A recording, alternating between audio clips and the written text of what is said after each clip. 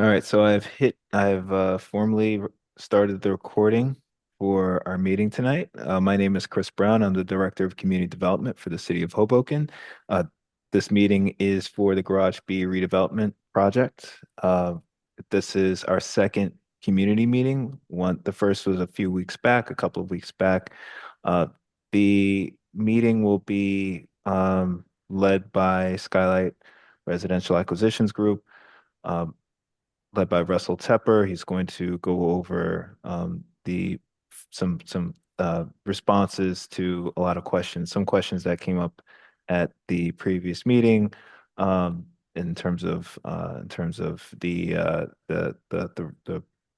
redevelopment project, along with John Nastasi, who will go over some details for the project as well, in response to some issues that were raised. So some our elected officials that are on tonight's meeting. I have Councilman Joe Quintero, at-large councilperson, and First Ward Councilman Paul Presenzano. So that being said, this meeting is being recorded. I'm going to I see Andrew Miller from Skylight. He is also on the call. I'm going to promote him to panelist. And with that said, Russell, would you like to start the presentation? Sure. Thank you so much, Chris, and thank you everyone for taking the time to participate in our second community meeting for the redevelopment of Garage B in Hoboken. Appreciate all the elected officials and members of the community for expressing so much interest in what we think is going to be just a terrific public investment and fiscal benefit to the entire community. And as I said in the first community meeting, the first of its kind of anything of this magnitude and import for the city of Hoboken, Hudson County, and the state of New Jersey. So thanks again for setting this up and giving us the time. Let me share my screen. Oh, Russ, before you go further, just to acknowledge Councilwoman Emily Jabor is also on the call as well. Terrific. Thank you so much for joining.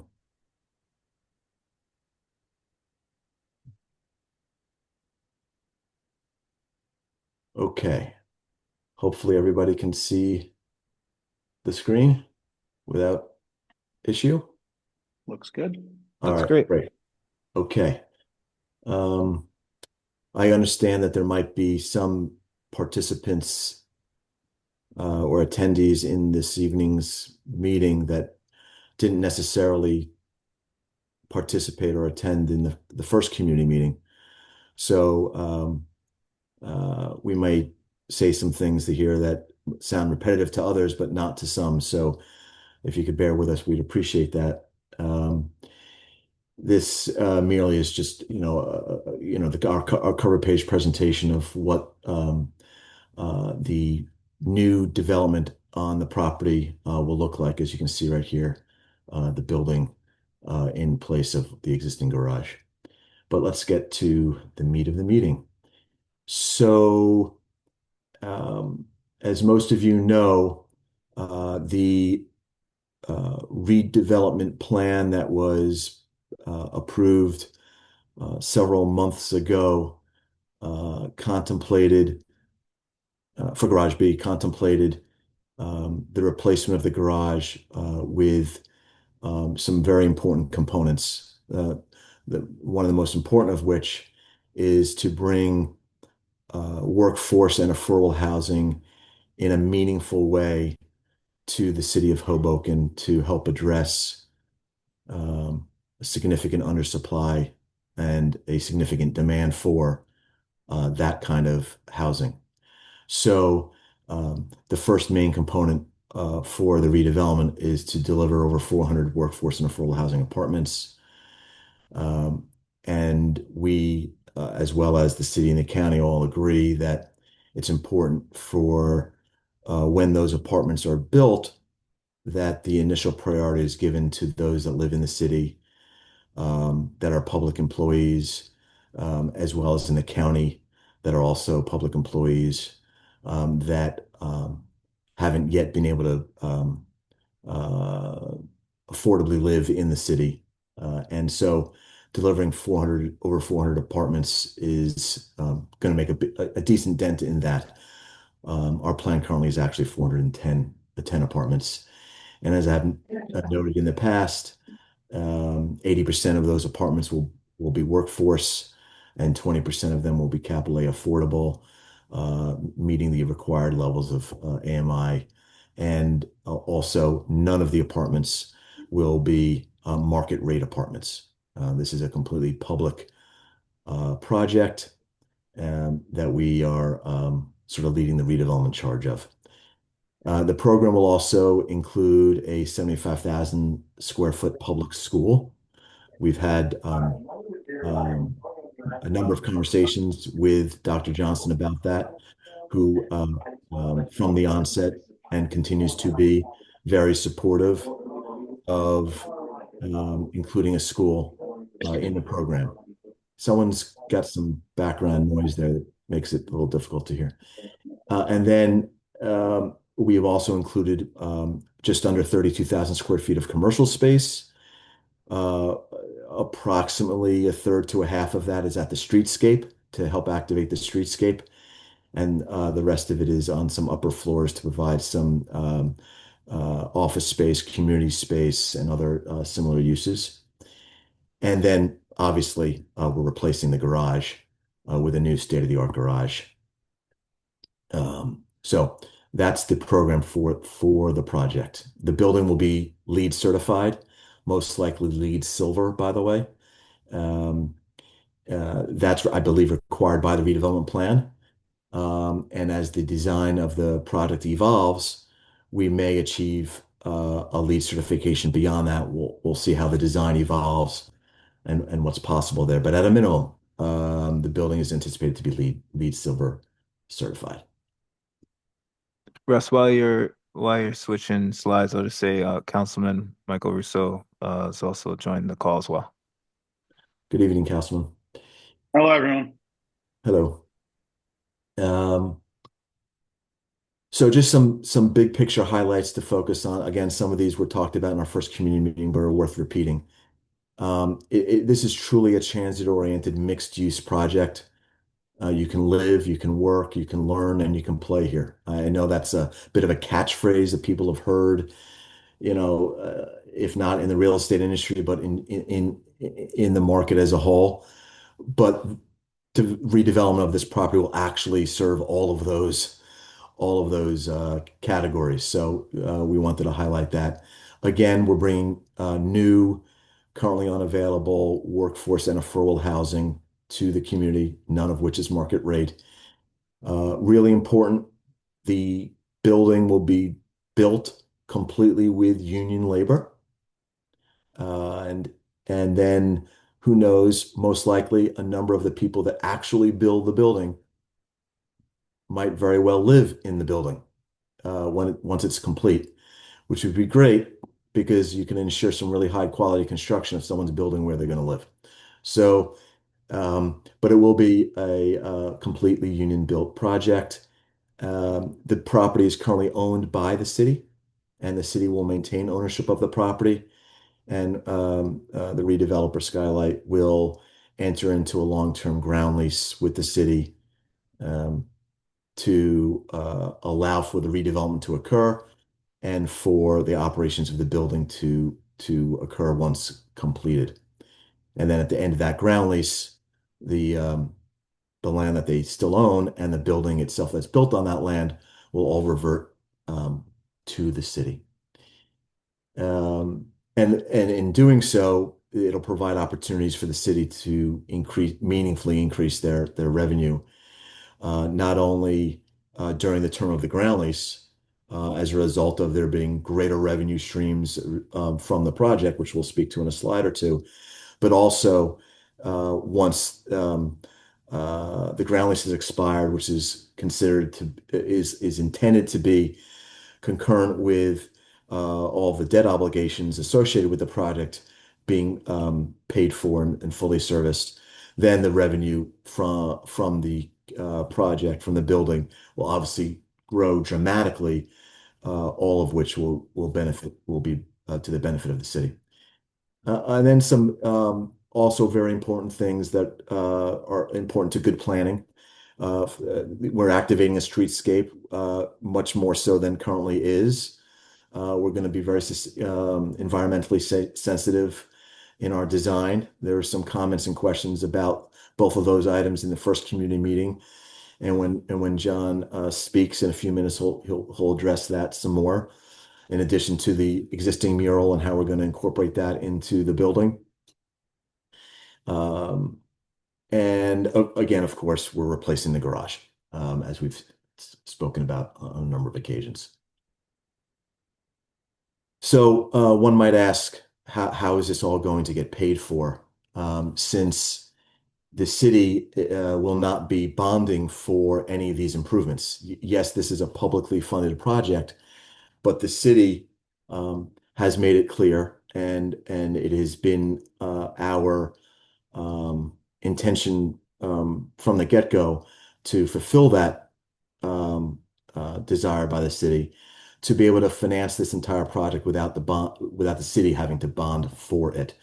And that is what's happened here. So not only is the city not bonding, but they're also not in a position to have to guarantee in any way the debt service or servicing of the bonds for the project. So the city will benefit from the construction of a new garage and all the affordable and workforce housing and a new school, but they won't have any of the financial obligations that would typically come from building those types of things. The city's school infrastructure and maybe either Dr. Johnson or someone who represents the board might speak to this at a later point in the session.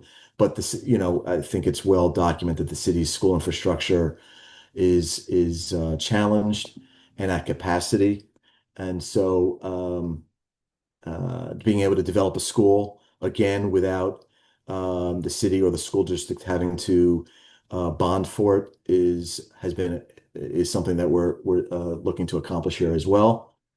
And then again, the economics of funding affordable and workforce housing would be very challenging for the city to bond for, and so that's something that also is contemplated in the financial plan to not sit with the city, but to be funded by other agencies. And so, as we said in the first meeting, that funding is contemplated to be provided by the EDA through the Aspire tax credits, at HMFA through low-income housing tax credits, Hudson County Improvement Authority through bond issuance, and a HUD construction loan.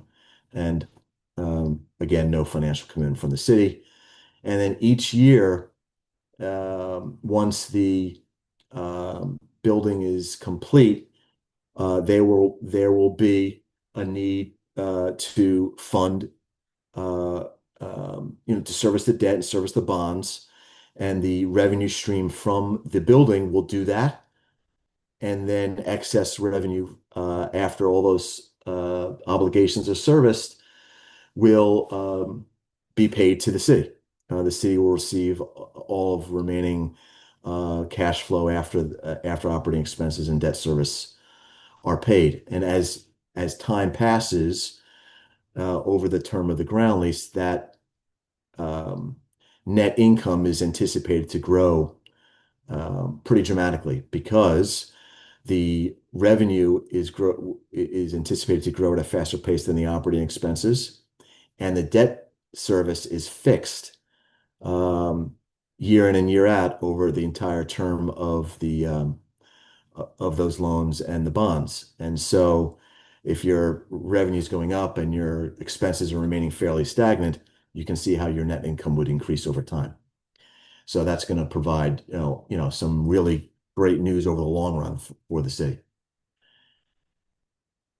There were questions in the previous community meeting and since then about how are our revenues being um, calculated, and so wanted to go through sort of the four main components of revenue. First of course, are the apartments themselves, and the revenue from that is a very formulaic um, process for affordable and workforce housing. I'm sure most people on this call are very familiar with how that is calculated. So there's no guesswork here. We know how many apartments we're going to be developing. We know what AMI is for this region. We know that, and so that's going to be highly, highly predictable. The school, it is currently contemplated that the school district will enter into a lease for the school that's being built. And we've had some preliminary conversations. Um, and so that's a fixed lease amount that will grow over time as the lease is renewed every number of years. So that's very predictable. There'll be a lease that'll be specific as to what the school district is paying and what the renewal rates are for renewal terms. The commercial space, we have commercial space that's retail, and we have commercial space that's non-retail. For the commercial space that's retail, we have spent quite a bit of time speaking to a retail broker that's very active in the market, and we've done our own research as to what retailers are paying for space based upon the different types of retail uses that exist in the city and who we anticipate leasing space in this building. And so we've based that retail on retail comps, recent retail comps that are definitely defendable here.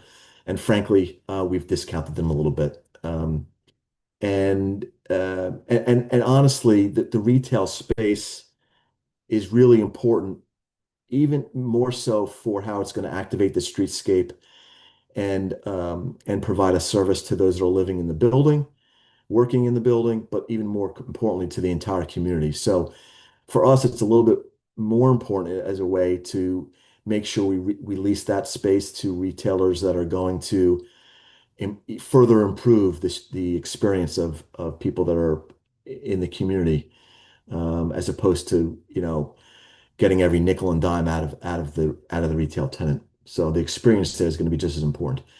And then lastly, the parking. The parking revenue is pretty well documented since we have a lot of data from the city on what historically the revenue has been in the garage, what the current revenue is from the garage, what the operating expenses are.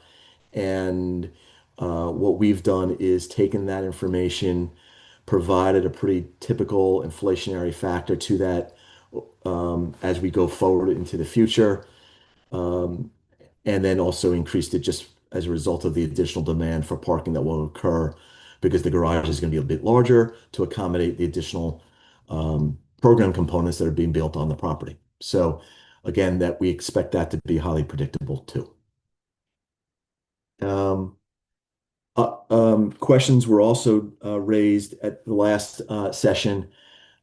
How do you know that the affordable and workforce housing will really be filled and that there's um, an insatiable need for it? So we've done a bit of research on that to provide a little bit more context on that. Um, and some of this may be pretty obvious to some, not to others. So vacancy rates in the city and in the surrounding markets are well below 4%, which is basically a fully occupied submarket. There's practically no vacancy in the market. That's probably not a surprise to anybody. And on average, rents in the market are approximately $3,800 a month. Now that's a broad number. That's taking into consideration all rental apartments within the market, within the city, of varying ages, sizes, and unit mixes. As I'm sure you know, there are many apartments in the city that lease for much more than that, and there are some apartments that might not be as sought after that lease for a little bit less than that. But so that's the average across a broad market. And when it comes to workforce and affordable housing, rents are certainly going to be less than that based upon what I discussed a minute or two ago. And so bringing more workforce and affordable housing to the market will be highly sought after because the rents for those apartments will be far less than what they are in the market.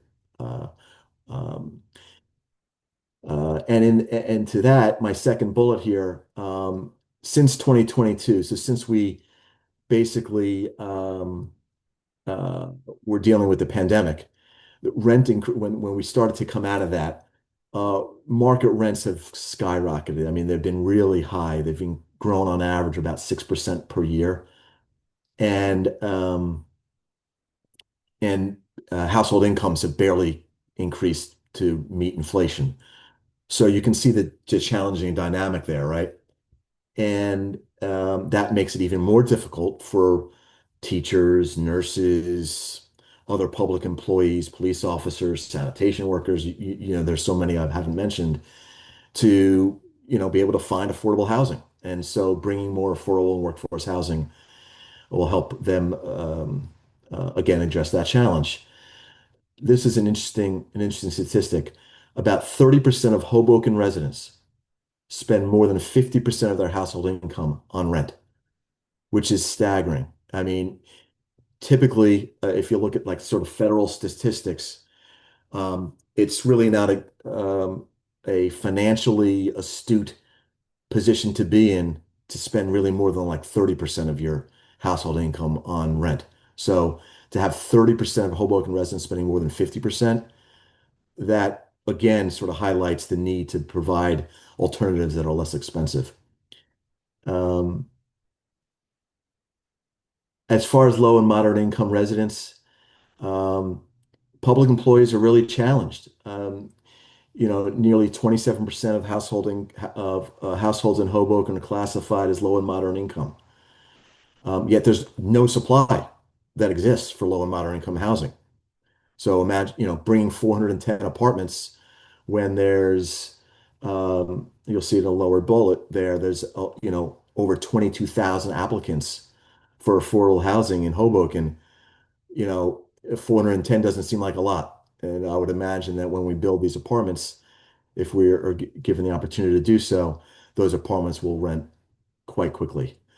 Um, and the rest of these bullets, you can obviously read here, but uh,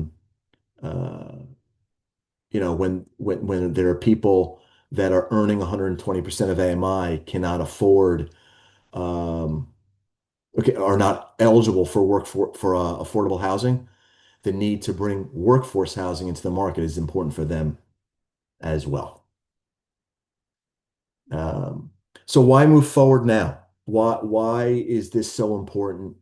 And why have many people, some on this in this meeting and some not, put so much effort, designating the area need redevelopment, putting a redevelopment plan together, advancing studies, studying this for months and months on end. Why move forward now?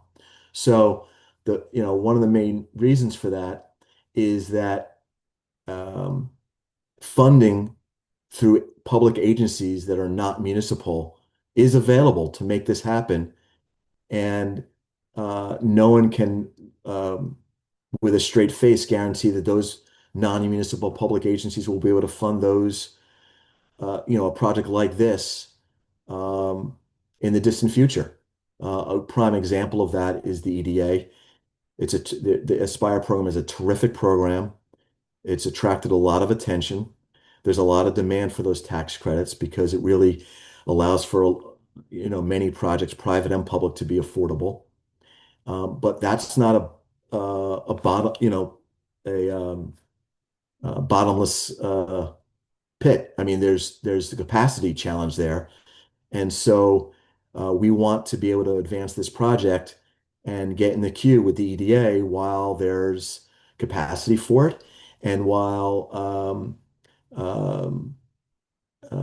the importance of public improvements to the state and the city and the county are all on the forefront. As anyone who's been paying attention to what's happened politically and in the various elections, everyone has been focused on the need to bring workforce and affordable housing to bear for so many in our community. And to be able to use Aspire tax credits to do so is really important. Um, um, Private sector developers that own private property in the city of Hoboken are not developing 100% workforce and affordable housing projects. They have different motives. And so for the city to have property that's large enough to accommodate development such as this, and to be able to bring it to bear without any financial obligation and to satisfy a need for affordable workforce housing is exciting. And so um, this provides an opportunity for a private developer such as ourselves to team with the city and a whole series of consultants and experts to bring this to bear. And we want to be able to work with you to do that. Um, the current net income from the garage is limited. It's fairly fixed, other than for inflation. And um, as I mentioned a few minutes ago, the the resultant redevelopment is going to generate much more income than currently the current garage can, and over time will all inure to the benefit of the city. So that would not be possible um, if this project does not move forward. And um, and the potential concern about loss of revenue from the garage, from the existing revenue from the garage during construction, while it is temporary, um, the higher revenue streams that we expect from the project will more than offset um, the short-term loss of revenue during construction. And then lastly, I would say, if this does not move forward and non-municipal public funding is not available in the future, this project is not going to move forward.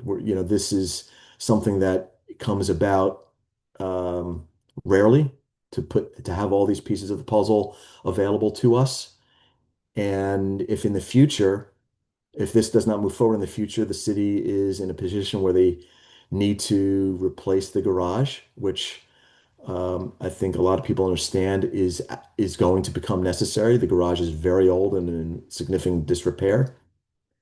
The city would then need to bond, many tens of millions of dollars to replace the garage. And the debt service on those bonds would eat away at all the revenue that the garage currently um, provides. And so we're avoiding all of that. Um, and we're avoiding the city having to address parking mitigation during construction because the redeveloper will take on the responsibility of doing all of that. So, um, is there going to be some short-term inconvenience? Yes. Anyone who's in real estate development and understands that there will be some short-term inconvenience to provide long-term benefit. And we're excited to move forward on that basis. Those are all of my remarks. I'd like at this time, I'm going to stop sharing my screen so that John can share his screen and we can address some of the design comments and questions that came up in the last community meeting.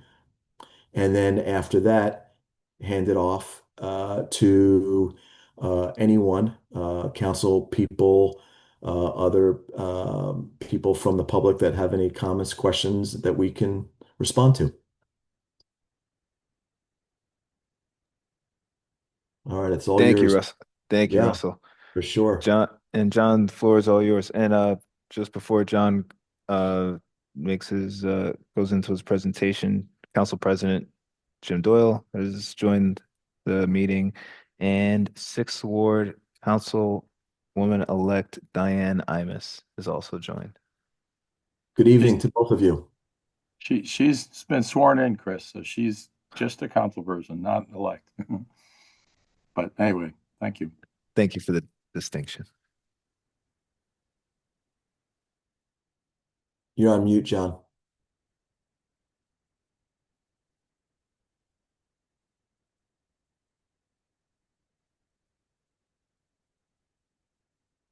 You're still on mute, John. There we go. Okay, All right. everybody. Okay, so thank you very much. And I'm going to jump in where Russell left off. And I'm also going to continue from the presentation that I gave at the last meeting. We've compiled all of the questions from the community, and I'm hoping to respond to everything during today's presentation. But I'm going to start. I'm going to start with this diagram to refresh everybody's memory. This, what we call the Garage B redevelopment project. This is the building we're talking about. It fronts on River Street across from the Wiley building, and then it also fronts on Hudson Street across from the bank and the parking lot and police department. And the way we're organizing the building is that the 75,000 square foot public school will front on the Hudson Street side of the parcel, bringing pedestrian activity to Hudson Street. And then we have ground floor retail fronting on River, bringing pedestrian access and community retail to the west side of River Street. There'll be a parking structure that is tucked above the retail and behind the school. And then at the top of the building is the residential component of the building with their own amenity space and with some terracing. The building is currently proposed at 24 stories, which is 1 story short of the allowable height by the city's redevelopment plan, which is 25 stories. The building, as we move around, is preliminarily designed such that the building sits on a brick base, which will anchor it to the contiguous brick buildings on Hudson Street. And then we have a series of step backs and terracing. So once it gets above a base height, it'll step back, rise up again, step back again, rise up again, so that the building terraces back, which helps break down the scale and massing of the building. The building is red and brick at the base, and then it gets lighter, more tan or cream or white as it steps up towards the upper residential floors. You could see on the roof of our building where our mechanicals will be, there'll be considerable green roof infrastructure so that all the rainwater that hits the roof will be absorbed by these green roof terrace trays. And then underneath the building will be full stormwater retention. You could see looking east from Hudson Street that the massing of our building sits in between the W Hotel, which is taller in height than our building. Our building steps above the Wiley building. I have massed out in here the hotel massing that's approved. And you can also see how our brick base ties in with our neighbors to anchor the building. And then looking north up Hudson Street, you can see the terracing, you could see the amenity terrace, and our building breaks into 2 residential pieces as it comes up high above the parking structure. As we get down to the streetscape, there were some questions, good questions last meeting about the nature of the streetscape along Hudson. And then here we're at eye level from the parking lot on Hudson Street. The bank is in the left corner here. And the school entry is at grade here. So the whole ground floor along Hudson Street is activated by the public school. And we anticipate benches, trees, bike racks, and we have I think would be a very active streetscape here throughout the day. The school sits here, and then there's a lower cornice, and then the setback for the residential building. And as you get closer to this building, as you get closer to this building, you can see at the ground floor, it's open and public and community based, and you'll have school kids and parents and bike racks and trees, and it's a very warm and inviting Hoboken streetscape. My intent is to create a series of cornices and step backs so that the building is not a sheer wall, not unlike what you see on Wiley, but more of a carved and step back building so that you get spaces that feel like this, so that when you're walking the street here, you're comforted by the pedestrian condition of this architecture. And I think, especially compared to what's there now, will be a much more pedestrian inviting architecture. One of the things we're working on is the reuse of the mural, which I think is a wonderful mural. And what we'd like to do is, working with the artist, remove the mural in major sections and then reinstall it so that the public can continue to view it, especially at the streetscape. So we're looking at in some of the corridors of the school at sidewalk level as you're walking down the block to reminisce about the mural and see the colors and the geometry. And I also think it's good for the school kids to interact with that as well.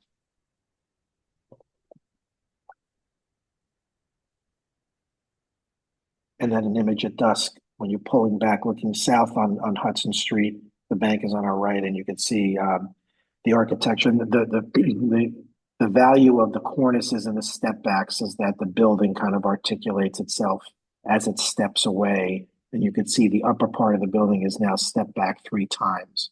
So you get the lower building, the projecting cornice, and then the step backs. And then here at elevation, looking straight across, you can see what I think Liz last time asked about Hoboken character of the building.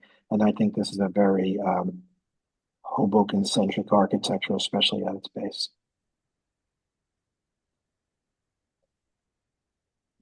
For anybody who understands the site, we have this existing service corridor, and our intent is to fold the glass back of the school, have the street trees continue all the way to River Street, and then really activate even this corner of the building so the building has a lot of character on all 4 sides of the base. And then at River Street, we have a prominent, as Russell said, we have 30,000 square feet of retail. About half of it is at the streetscape. And our intent is to have a major ground floor cafe space on River, which is, I think, desperately needed. Bring some warmth and character to the west side of River Street. And this is as we're looking north. As we pull back, we're looking north up River Street. You can see the ground floor retail, the parking garage, and then the residential building tucked away up ahead. And again, if you look here at Wiley is sort of a sheer wall. And what we're doing is kind of pulling back and pulling back and pulling back. On the lower roof terrace for the residential units, there's an amenity for the residents. And I think for all the reasons Russell described about the need for workforce housing, I also think there's a need for high quality workforce housing. And I can imagine school teachers and police and firemen and everyone else who's living in this building to have terraces that look out onto the harbor, I think would be a wonderful thing for the city to hang its hat on.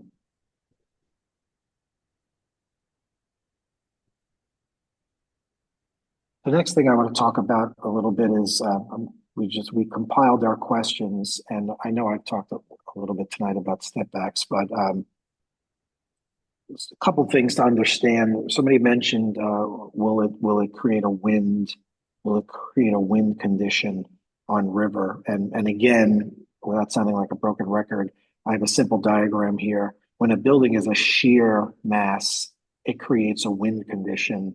When a building is terraced and stepped back, it breaks up the wind. So our design, because of its projections and terracing and setbacks, will actually diminish the wind conditions along River Street. So you can see all the blue are the step backs and cornices. So as everybody knows, Hoboken is a pretty windy city, especially along river. You could see because of all this, we're going to break down the massing of the building, which I think helps diminish the wind conditions. Okay. The next set of conditions, which I want to talk about, is we spent some time at the last community meeting talking about shadows, and I prepared a solar analysis, and the way I prepared this analysis, I broke it into 3 phases of the year: the equinox, which is the 2 shoulder seasons, which will give you March and September, and then I'll have the summer solstice, which is in June, and then the winter solstice, which is in December, and I'll take us through morning through afternoon and watching the sun as it rises above the Hudson River. And here, the one thing I will say is that this is a solar analysis in a bird's eye view, which I think is like the most alarmist analysis. But then I'll show photographs of what it really means, so that I'll show you the analytical, but then I'll show you what the actual realistic manifestation of the analytical is. So in the equinox, which is the shoulder season, the sun rises over the Hudson River, and you can see as the sun pops up over Manhattan, you have River Street, Hudson Street, Washington Street, Bloomfield Street, Garden. Every one of our streets are in shadow because the sun is so low in the sky coming up over the horizon over Manhattan. And as the sun moves around and it moves around to the south, you can see 9:30 in the morning, the streets start popping open with sunlight. And even if you look at like Bloomfield and Garden, even at 9:30 in the morning, they're predominantly still in the shade. And then as the sun moves around the streets, by 11 a.m. in the equinox seasons, the streets are in the sun, and you can see our shadows move out to the river. So coming back again, we have our building, we have the W, we have the Wiley buildings. You can see the sun moving across. And because Hoboken is a highly dense city, if River Street is in shadow at 5 p.m. at the equinox, what's interesting is so is Washington, Bloomfield, Garden. It's just the nature of Hoboken. And then if we go to the summer solstice, the longest days of the year, we have actually the beginnings of sun at 6:30 a.m. in the summer, and it's coming from the northeast. So the sun's rising in the top right corner. And of course, at 6:30 in the morning, all the streets are in shadow. And then as you get to 8:30 in the morning, you'll start to see the streets in light. And by noon, we're being sort of blasted with light from the south. And then at 5 p.m. is when Washington Street is half in shadow and River Street is in shadow. 6 p.m., 7 p.m., we still have some sunlight, but by 7 p.m., you could see our Hoboken streets are in the shadows. And then the winter solstice, which is the doom and gloom of the seasons, where you have the longest, most dramatic shadows. At 10 a.m., River Street, Hudson Street, Washington Street, Bloomfield, Garden, we're all in the shadows. And then as you get to noon in the winter, you'll start to see sun hitting the streets. And by the middle of the day in the winter, because of the orientation of Hoboken, our streets are in the sun. It swings across. So knowing that this is the analytical, what's interesting is that I'm going to give you, here we go, the pedestrian view. This is the winter solstice, which you could argue is actually where we are now. We're in the middle of November, where we're 1 month from the winter solstice. Here's Washington Street at 10 a.m. in complete shadow. And you may think that, oh my God, look, it's in complete shadow and it's a cone of darkness or something like that. But I'm going to show you pictures of what this is. This is Washington Street in complete shadow in the winter, in the morning, right? And then this is Washington Street in the winter. This was taken yesterday. And look, you see the shadows on the streets? These are the shadows that those diagrams create. So the analytical makes it seem like we're in the twilight zone. But the reality is this is 8:30 a.m. Look, there's no sun on the street. We're in the shadows, but this is what the street looks like. And then looking south on another day last week, again, Washington Street's in the shadow, the facades are in the shadow, but it's really just what a city street normally looks like early in the morning. So I think we've kind of hit on the majority of the questions. I know I'm at the very, very beginning of a very long design process, but just getting started in first gear. But I think we have the beginning of, I think, an amazing project for the city of Hoboken to build a state-of-the-art residential building with a public school, a state-of-the-art school, parking, and my role would be to create state-of-the-art, beautiful architecture, but coupled with Skylight and their business acumen. I think what's fascinating is that Hoboken could put a signature building like this on the map for the workforce, for the city employees, for the school teachers, the police, the firemen, and not have it burden the city of Hoboken with bonding. I just think I'm very proud to be part of this because I think there's a lesson to be learned by, how you could do these types of projects without burdening the city. Anyway, this is where I'm at right now. Thank you. Thank you, John. That was a very thoughtful and really detailed presentation, as well as you, Russell. You both gave some really great information this evening. So thank you. Thank you. All right. So there were hands raised. Before we get to questions from the public, would any council Stop people sharing your screen, John. There you go. Sorry. would any council people like to? Oh, okay. There are some hands raised. Would any council people like to say any words, share any thoughts, or ask any questions before we go to the public? Going once, going twice. All right.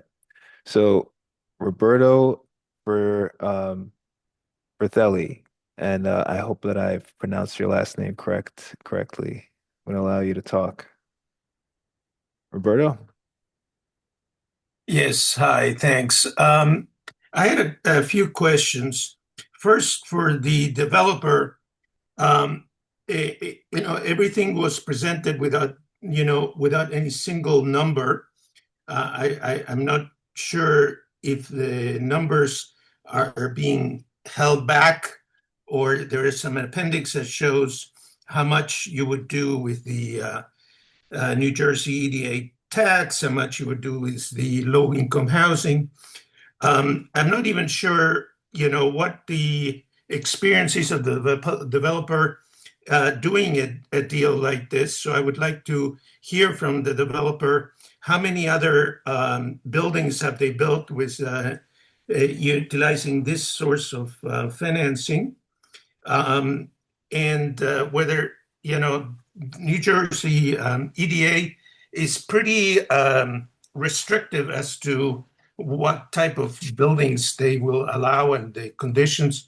I'm not even sure if Hoboken is in the designated area for that, but I imagine that somebody checked that. The other question that I had is with respect to the school. It was brought up to my attention by a mother that a school without a yard would be a problem. So what outdoor space would the school be able to utilize for the kids' recreation, or would they just be inside all the time? That's number two. And I'm for the architect, I'm not sure I understand what the functionality of that cornice is, but it does increase the structure over the sidewalk. is that a aesthetic, or does that have other purposes? Let's leave it at that. The three questions. And I mean, there were a lot of statements made that we're going to get a lot of cash flow, increasing cash flow, et cetera, et cetera. These type of projects, in my experience, have never been easy, and without any numbers to attest to how these things are going to get paid, I feel somewhat, uneasy to think that the city will not have something that will fall on it, even if it's at the beginning. You say there's no, need for the city to bond. I mean, will the city have to guarantee certain things? Will it say, even if it's not bonded, etc.? I would like to hear some more clarification as to how you actually structure this, if it's available. And if it's not available, then I'd like to hear that you haven't actually done the detailed financing.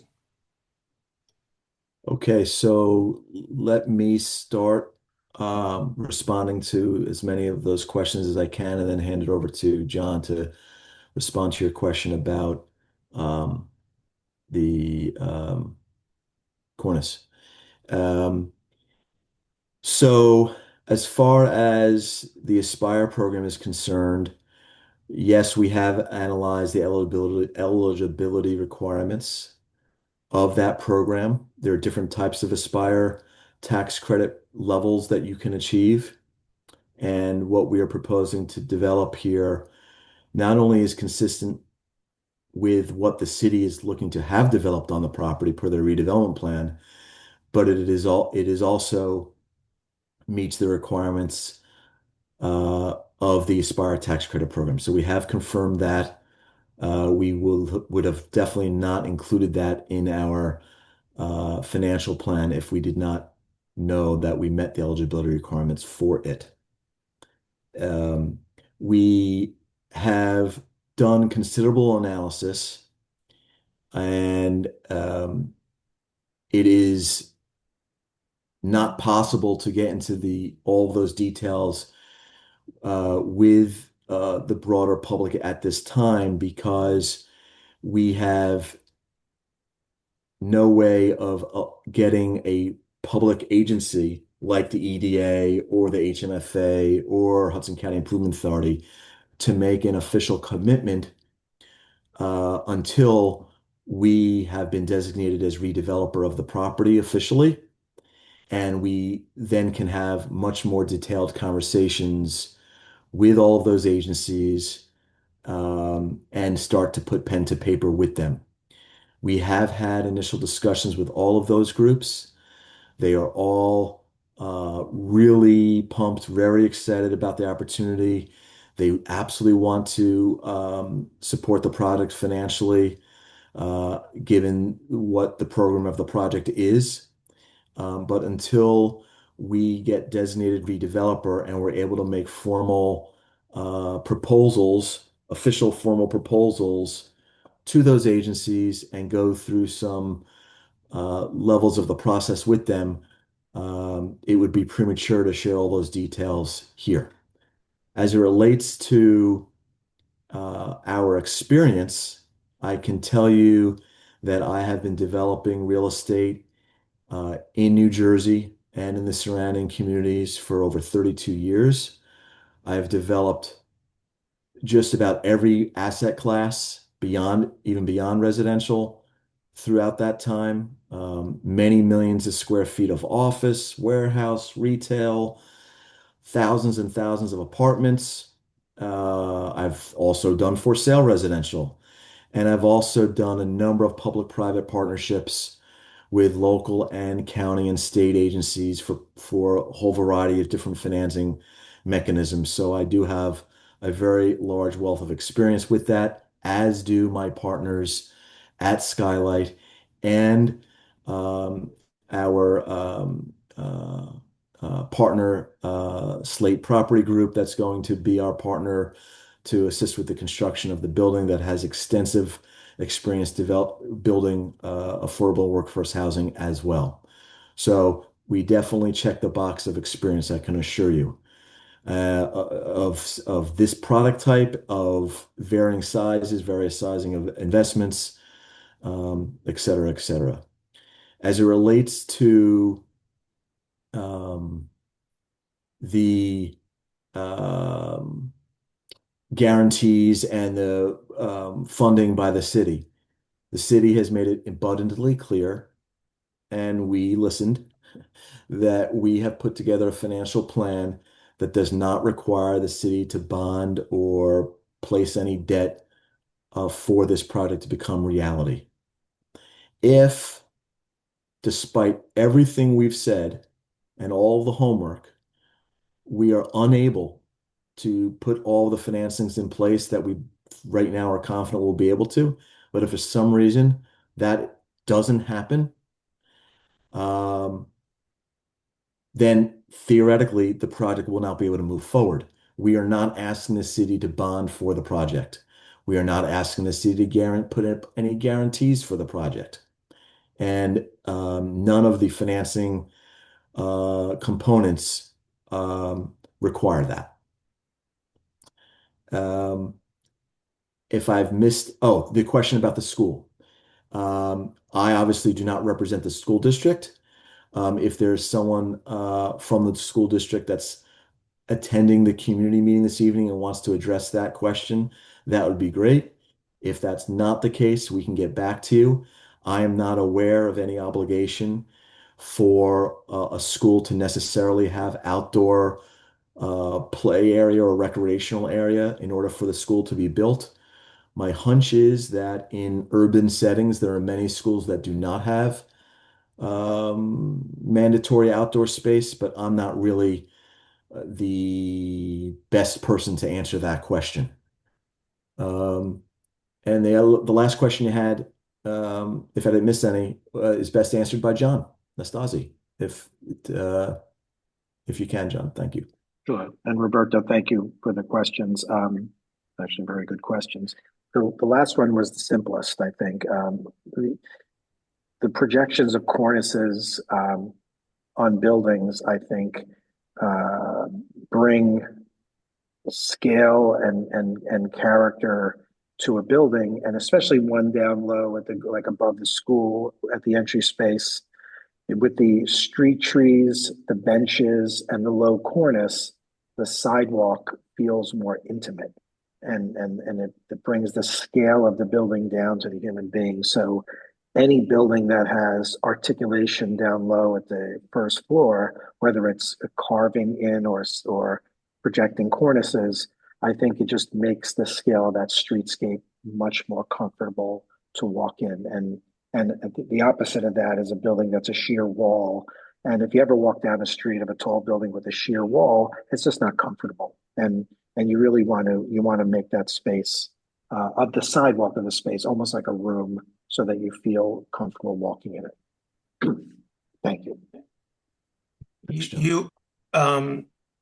I appreciate your study of the shadows, but even as you were going through the pictures, it does show River Street, which is not a surprise to anybody who's walked on River Street. They hardly ever, if ever, get any sun right now. So this is going to mitigate. This is going to actually exacerbate that situation. The only thing I would say, Roberto, is I've walked River Street, having taught at Stevens for 15 years, and walking up and down River Street. I think putting continuous ground floor retail on the west side of River Street, I think will help River Street. So I think you want to try to improve the character of River Street. I think having some retail right at the streetscape would make the experience of River Street a better place. But I don't disagree with you. River Street is a difficult street right now, and we want to improve it as much as we can. Thank you. Thank you. Thank you. Roberto, your questions are appreciated. Um,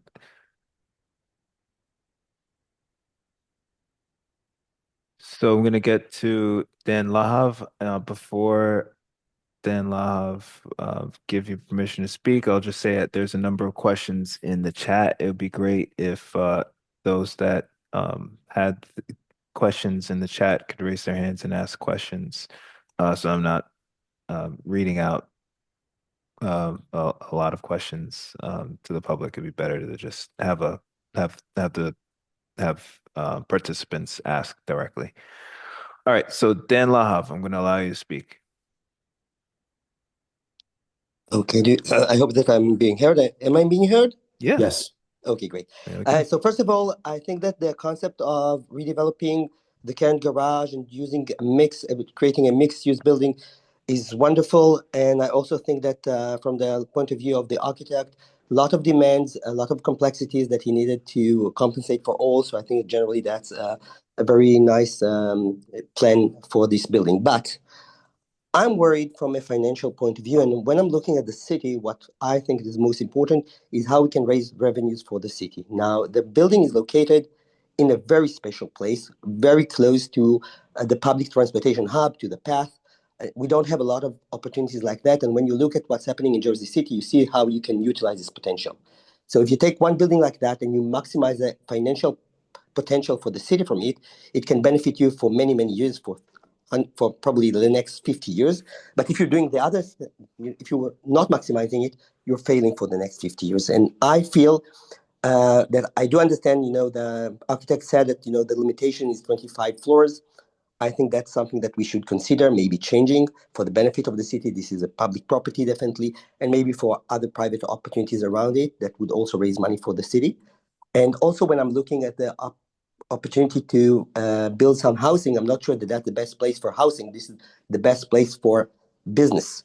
And housing, if we need those houses, I think there are other alternatives in the city where we can build it. And then we'll add more space. We'll have alternative space instead of using it for housing to use it for businesses. Now, citizens are financially negative to the city. They cost money. You need education. You need to give them services. Businesses are financial positive. So we need, in this specific area of the city, we need to maximize our financials, and that's my concern here.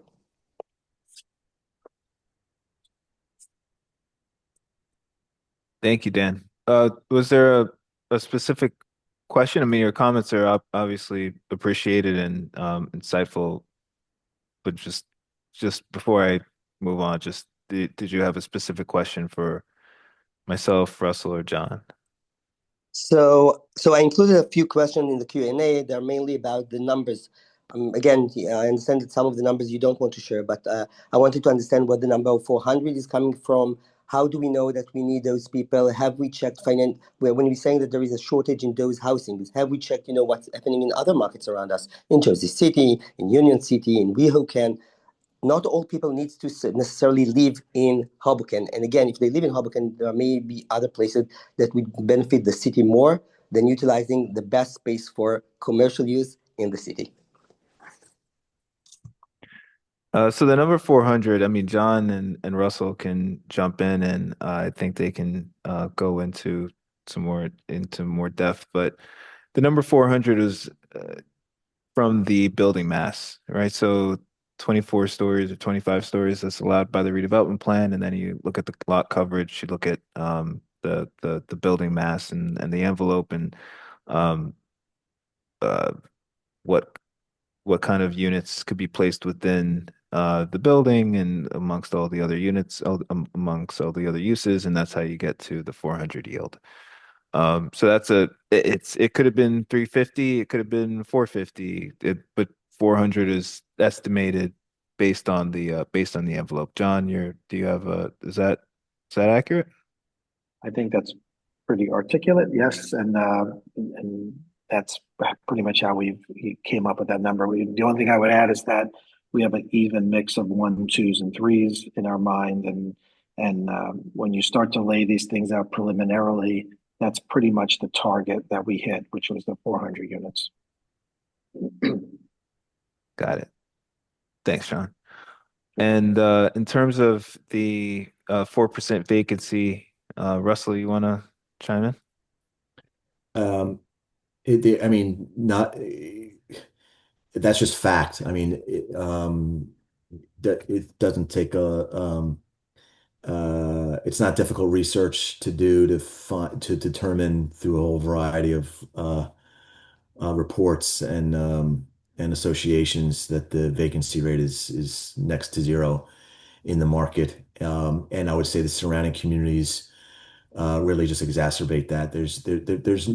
There's practically no vacancy throughout northern New Jersey, throughout the New York metropolitan area, and on and on.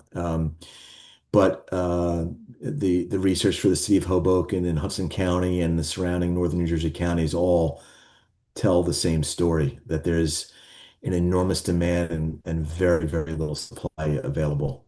Um, Overall for all housing, it's even more challenging as it relates specifically to workforce and affordable housing. And in terms of alternative locations, this is the fact that it's city owns and the city, it's a city asset that the city can sort of manipulate for its own destiny. And the fact that the garage does need to be replaced at some point in the near or rehabbed and replaced sometime in the future. Um, you know, we can't necessarily go to a private lot and say here, for workforce and affordable housing. So, the fact that we're able to control our destiny on city-owned property, while retaining ownership of the land through a ground lease makes the site feasible. So Dan, does that work, or do you have any other questions? I don't have any other questions at the moment, but I can't say that I'm completely satisfied with the answers. I understand that the number of apartments is just a plug number based on the height of the building. And again, I'm in favor of making it even taller. And I do think that other alternatives exist even within Hoboken for housing, but no, that's my opinion and it's not a question. So no more questions here. Thank you, Dan. Thank you. Appreciate your questions and comments.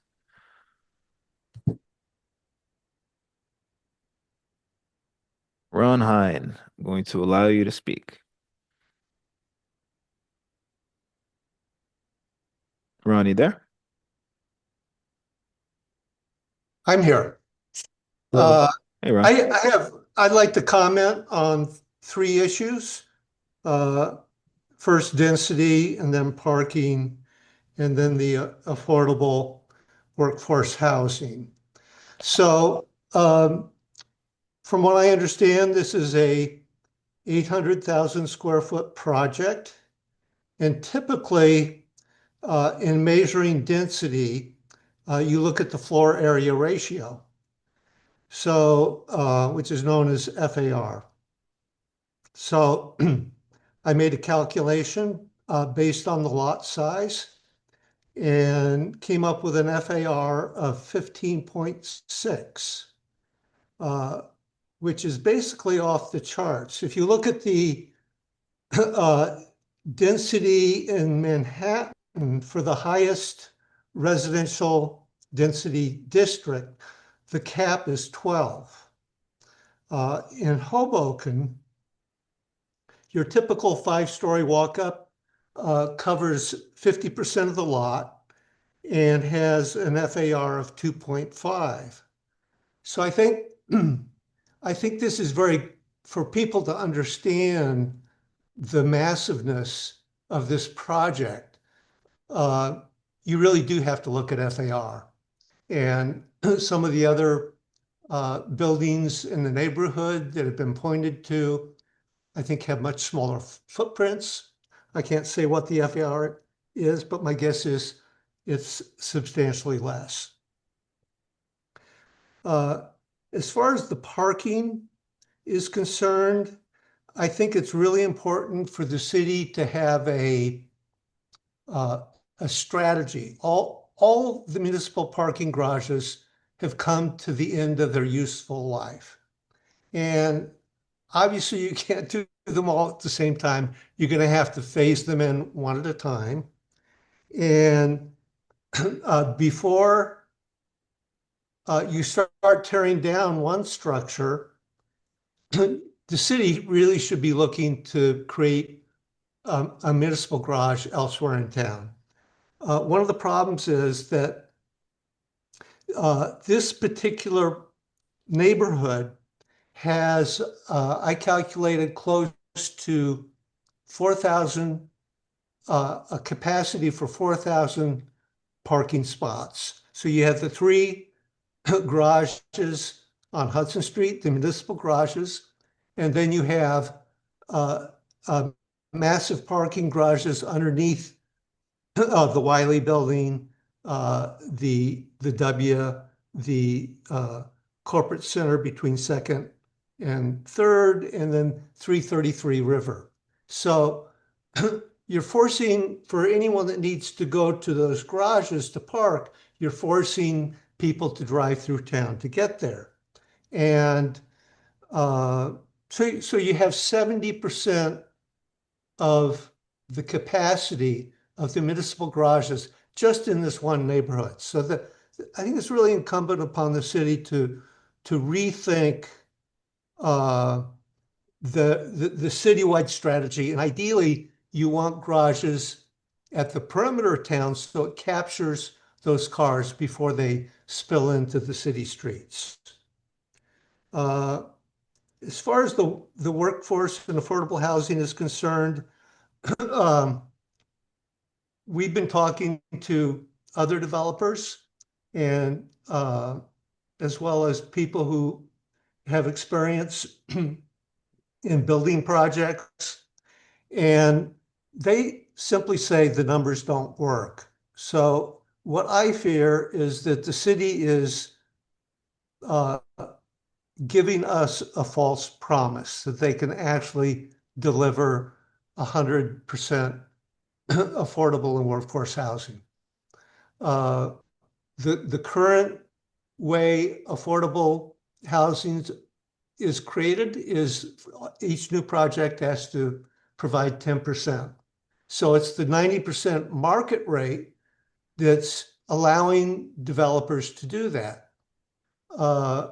I just haven't seen anything that the developer or the city has put forth to convince me that what they're doing is going to be a feasible plan.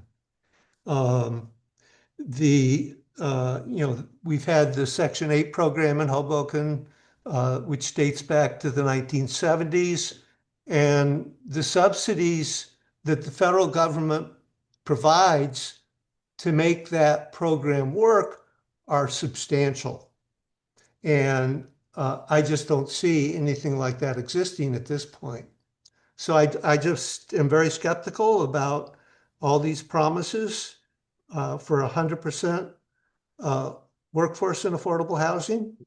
And I'd be very curious to know exactly what the plan is. I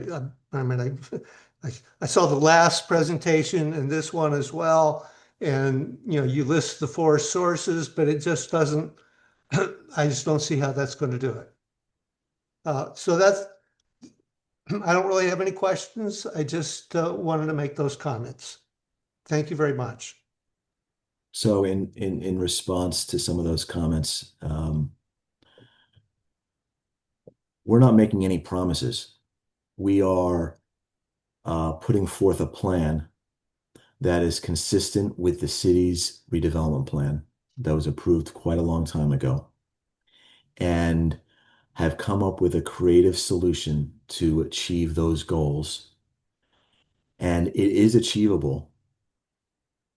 We believe it is achievable because of the public subsidy programs that exist now that historically have not all been in existence and available for this type of development.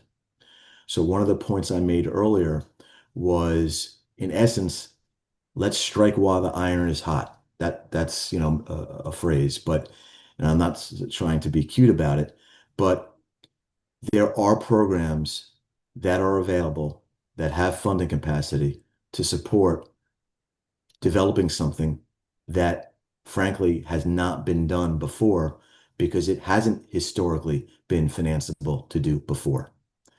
And so we, and I believe many members of the city believe that the redevelopment plan is an important plan to implement, if at all possible. We've come up with a solution that we believe is plausible to do it.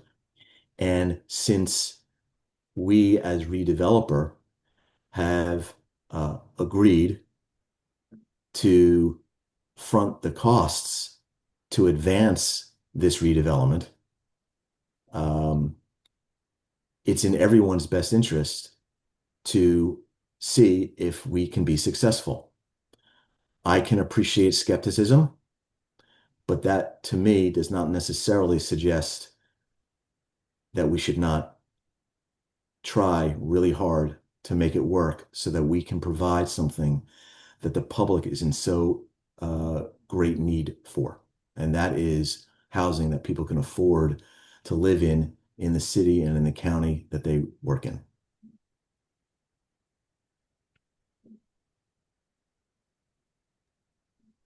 Thanks, Russ. Appreciate your answer. And Ron, I appreciate your questions. On your second, then I guess we're answering your questions reverse order.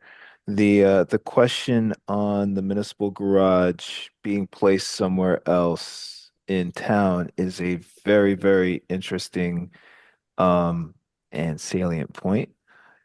And it's one that, quite frankly, we've discussed, just in terms of if you're starting over, if you're just like blank slate starting over with the city, yeah, I think that there's a school of thought that putting the garages um, closer to entry points of town makes sense, which is why 38 Jackson, the Southwest Market project, um, I think was so well received because placing a public parking garage close to one of the entrance points in the Southwest helps take cars off of the grid. So that's it. It's a very good point.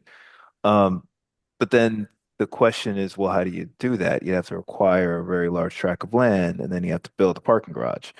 So then you're talking about I mean, that's a significant cost. So here is the opportunity to Russell's point, um, get a new have a new public parking garage, municipal parking garage built at no cost to the city, while achieving those other public benefits. So I think, and so that addresses, I think, the putting the municipal garage somewhere else. It's a very good point, and it's one that, I could tell, Ron, you've thought about this from a I'd say from a planning angle. That's solid. But I think the cost really and the cost and the practicality just it makes that a tough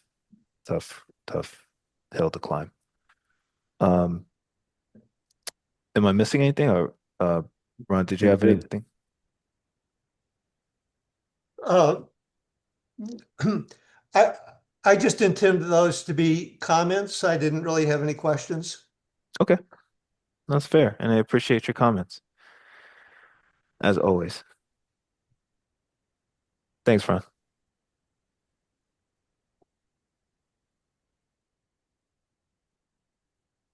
All right, next person, I'm going to allow Michael Evers to speak.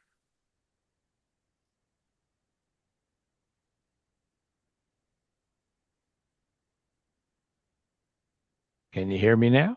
Yes, we Yes. can.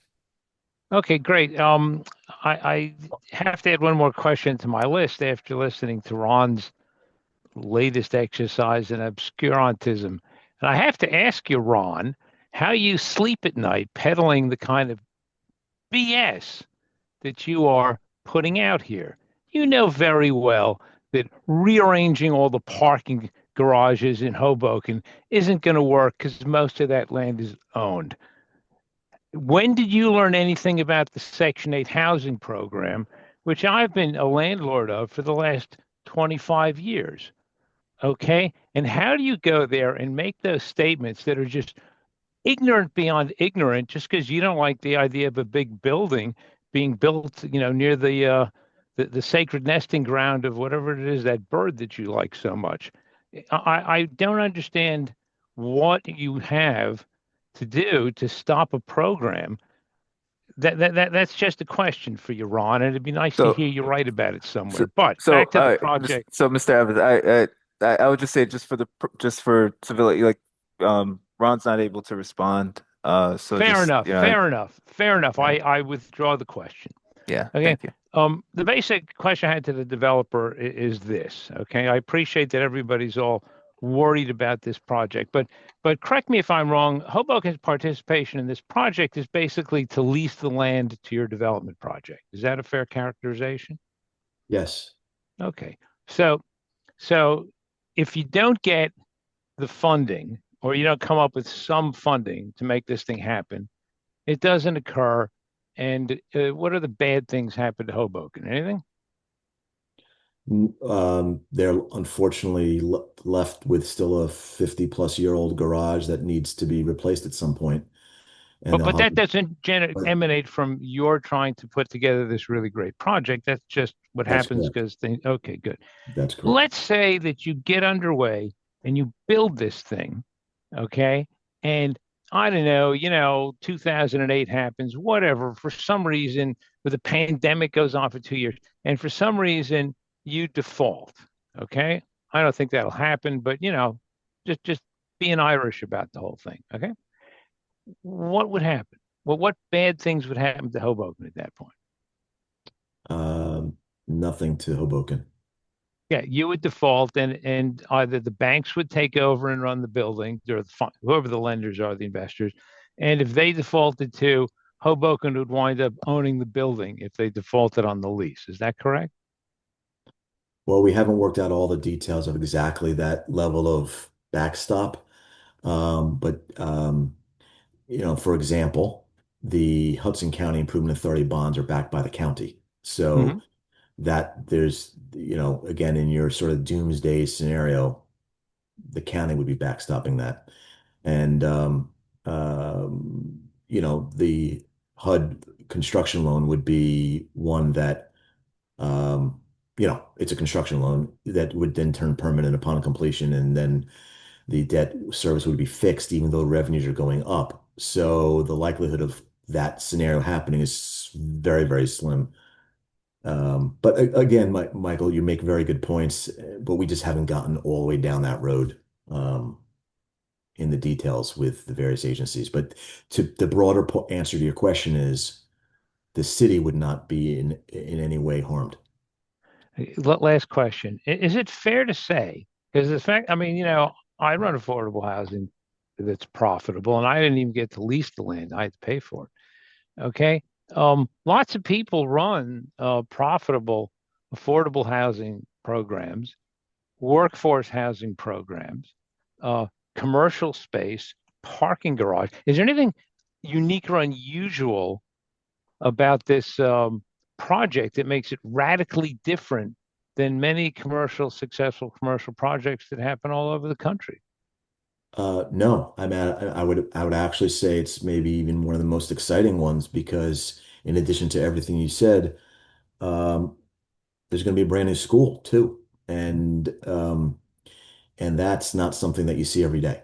And so it's just a really unique opportunity to create not only workforce and affordable housing, but to more infrastructure for the school system that seems to be having a population that's busting at the seams. So the likely outcome is that assuming things go according to plan or sort of along the plan, it will generate substantial revenue for the city, and it will save the school district from having to spend a ton of money to build a school. That's right. Okay, thank you very much. Thank you. All right, Mr. Evers, Mike, thank you. Do you have any other questions, comments for? No, I'm good. I think I've said more than enough for one night. I appreciate it. Thanks for your questions and comments.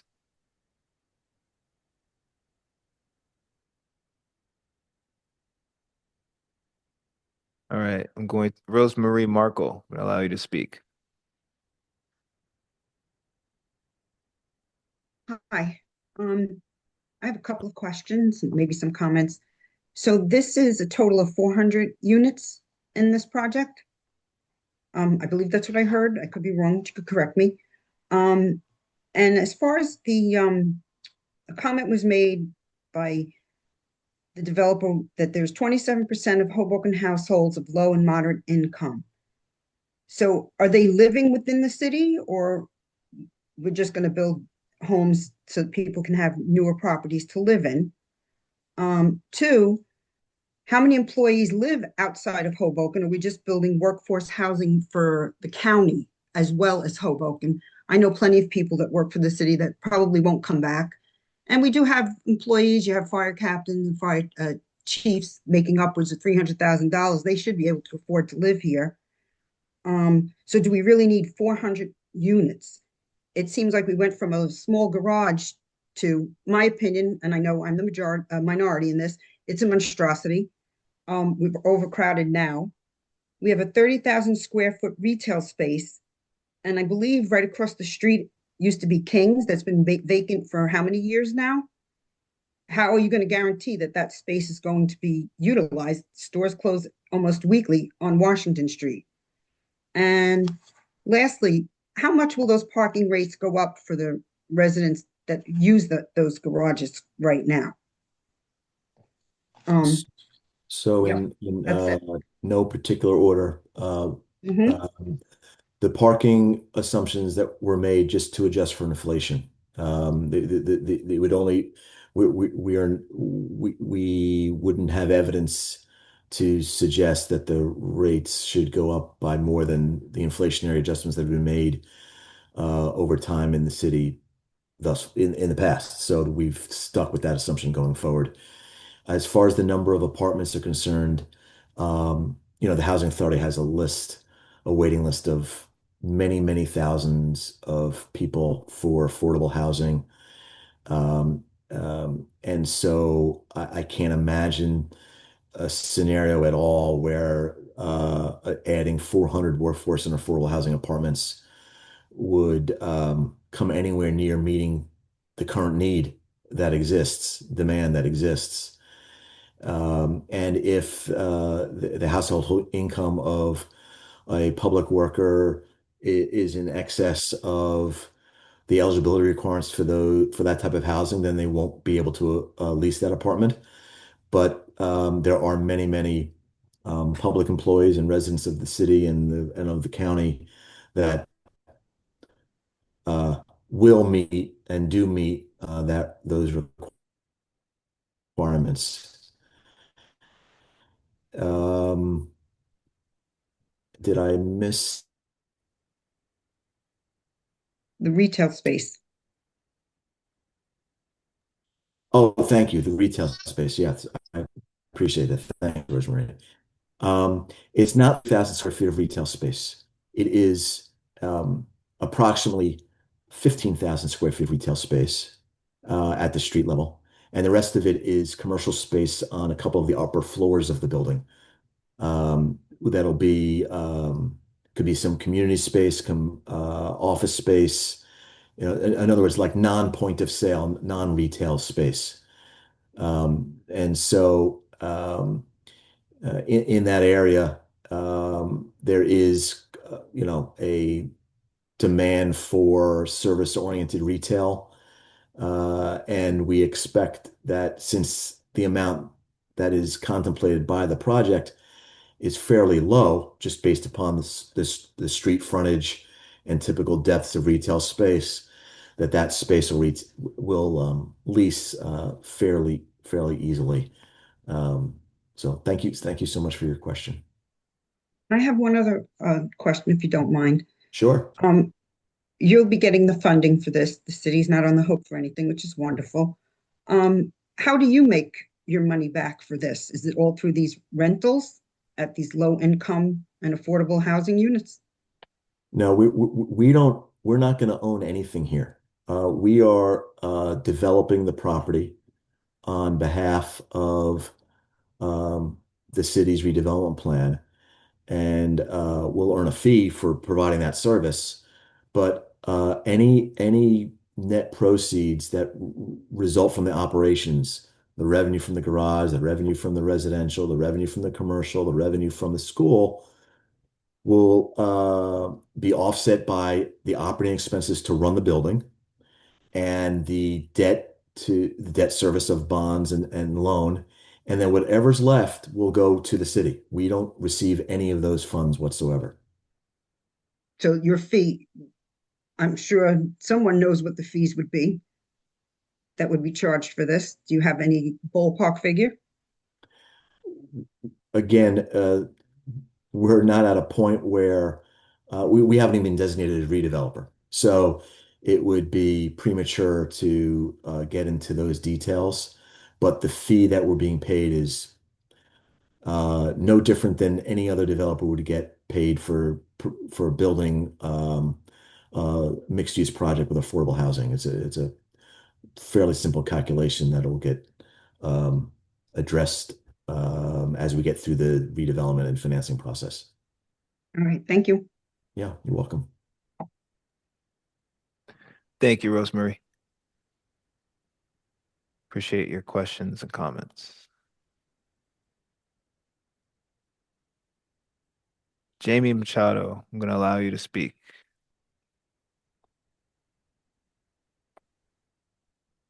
Good evening. Can you hear me? Yes. Yes, we Good can. evening. Hi, good evening. My name is Jamie Machado. I'm the business agent in Hudson County for Labor's Local 3. And on behalf of our members who live in Hoboken and their families, we support this project. We think it's a good thing, and for several reasons. It seems like the developer is committed to building the entire project using union labor, which means workers are going to be making a living wage and can afford to pay their rents and mortgages. It also means that workers on the job will accumulate hours for their healthcare benefits for them and their families and accumulate pension credits. Also, I think it's a good thing for the neighborhood. During the construction, a lot of the small businesses in the area are going to benefit from these workers, getting their breakfast and lunch there. And I think afterwards, with the residents that move in, the businesses are going to continue to benefit and grow from the residents wasting their money, going out to dinner, breakfast, lunch. So overall, we think it's a good thing, and Labor's Local 3 supports this project, and that's all I have to say. Thank you. Thank you, Jamie. Appreciate your comments.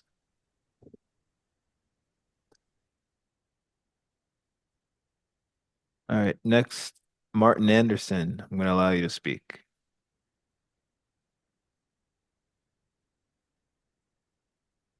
Yes, thank you very much. I just have a couple of questions.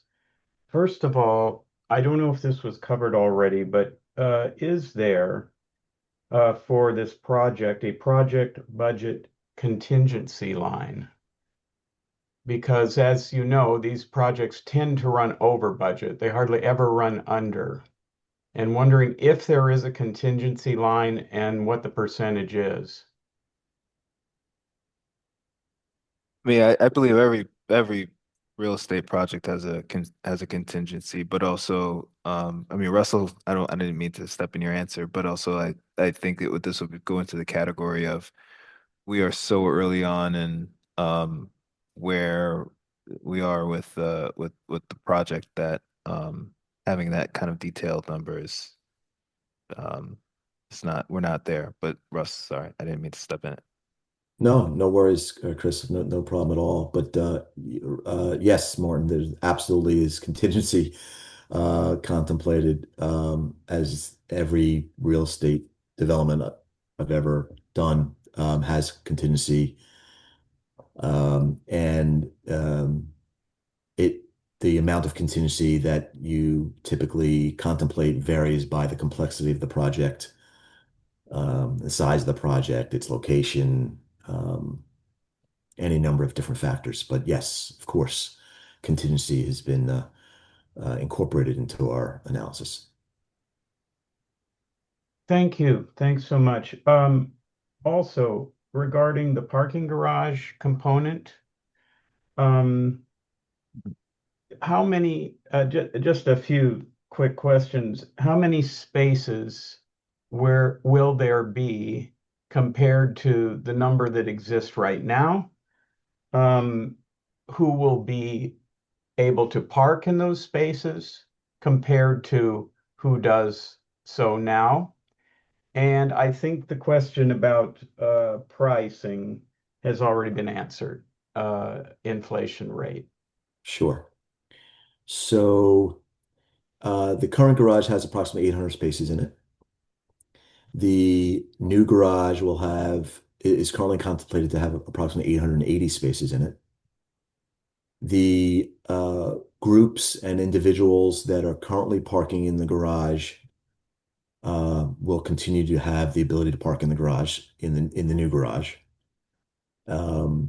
We have done, as a prerequisite for advancing the redevelopment agreement discussions with the city, we have prepared parking needs assessments and traffic studies and whatnot for the city to review that. And by the way, I did not do that independently. We hired a parking consultant who does this 23 and a half hours of the day. That is, highly credible and has a wealth of experience designing and garages of this type. Helped us put together these studies to determine what the capacity needs for the garage would be and the demand would be. But we are, as a number of people have said thus far, we're in the early days of design for this community. As you can tell by the plans that we've presented thus far, they're renderings, and they're conceptual in nature.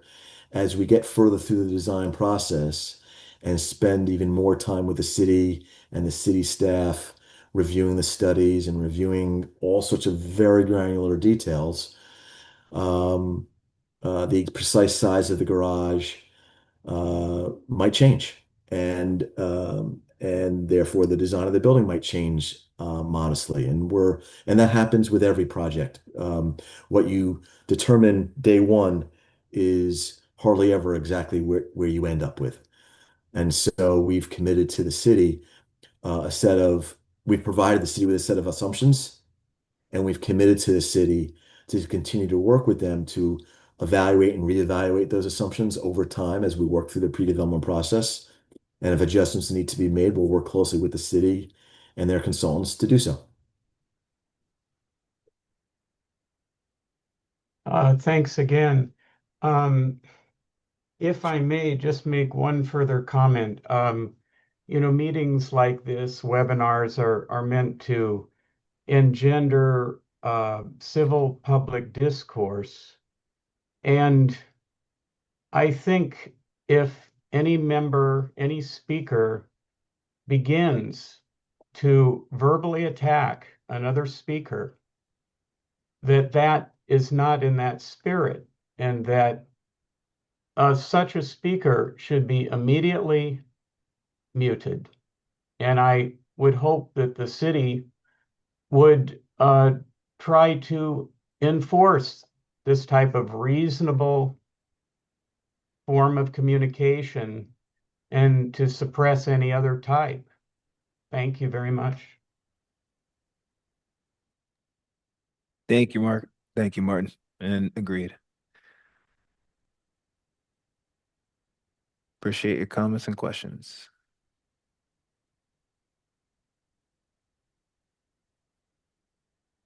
Dan Kowalski, I'm going to allow you to speak.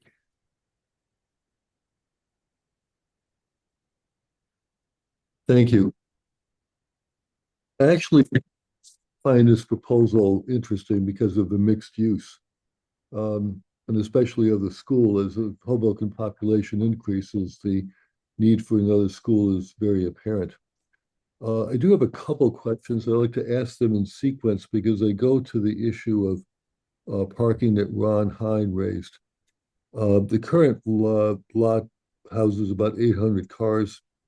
You're talking about a projection of maybe 800 or 880, something in that range. You're building a building on top of the garage that will house 400 units, and assuming that half of those people have cars and park in the lot, that reduces the capacity of the parking lot down to 600. So I'm wondering if my assumption is something that you've considered, and how you deal with the long-term mitigation of that impact on the city. But my second question really deals with the parking mitigation plan during construction. This building will take 2 or 3 years to build. And during that time, there are going to be 700 to 800 additional cars someplace in Hoboken. There's very little capacity in the parking garages surrounding that area. So I'd like you to talk a little bit about the short-term and the long-term parking mitigation plans. Sure. Again, we with our parking consultant and our traffic engineer, we prepared some studies that the city is reviewing that resulted in the garage size that we currently have. I'm not going to speak to your assumption of 50% of the residents having cars. I would, other than to say that I expect that to be much lower, given the urban setting in which we're operating in, the proximity to mass transportation, and which is more prevalent in an urban area. The parking mitigation over during construction is also something that we've done a bit of analysis on and will be delved into to much greater extent once we're able to move forward with the redevelopment. We have prepared a parking mitigation plan or study that we have shared with the city that contemplates a number of undeveloped lots and parking lots throughout the city that could accommodate the capacity of the existing garage during construction. We've actually earmarked a number of properties that in their total aggregate can provide parking well in excess of the current number of parking spaces in the existing garage.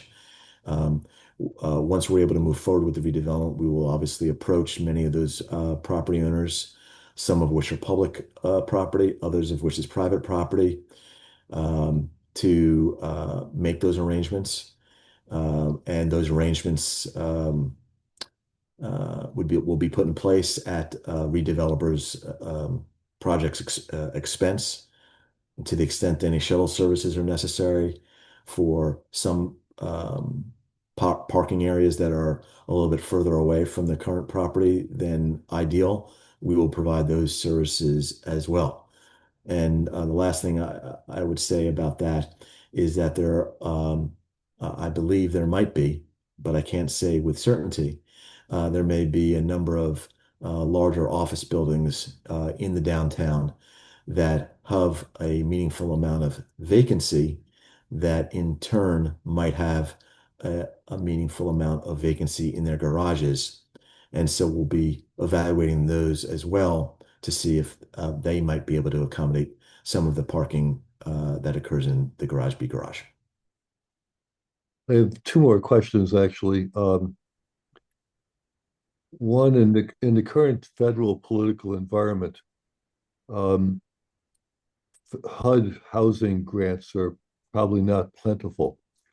And one of your sources of funding is from housing grants or loans from HUD. And if those are not available in the next, let's say, 3 years, what's going to be the impact on the project? And my last question really is about what are you looking for today? As you know, Hoboken's in the middle of a runoff election with a new mayor and a new city council taking office in January. And I would hope that any decision to move forward can wait at least until then. So I'm asking, what are you looking for tonight other than to inform the public?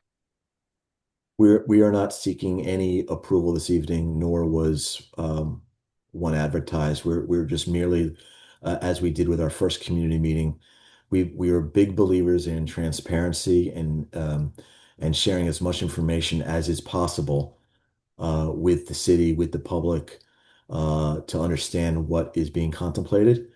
And when you're developing something of this magnitude, having community meetings is one of the best ways to go about doing that. So this is our second community meeting. We are not seeking approval from anybody tonight. Um, but we do believe, and I know all the elected officials and the city staff and others believe it's important to have community meetings. So that's what we're doing this evening. As it relates to HUD, um, uh, just as is the case with any of the other components of our financial plan, if we are unsuccessful in obtaining financing for the project, whether it be what's outlined currently or any other public agency, um, then we will be in a position to have, we, meaning us, not the public, will have allocated a lot of time and resources towards something that unfortunately cannot occur. I would say thus far, our indications are otherwise, given the homework that we've done thus far. And so I can assure you we would not be allocating resources towards something that we didn't feel some level of confidence being able to be successful at. But we are certainly not making any guarantees or promises. But we have done enough homework for several months now to be comfortable to sit before all of you this evening and again, hopefully going forward to see if we can figure this out and do something great for the city and the county. Thank you. Absolutely. Thank you for your questions as always, Dan. All right. Next speaker, Andrew Perez. I'm going to allow you to speak.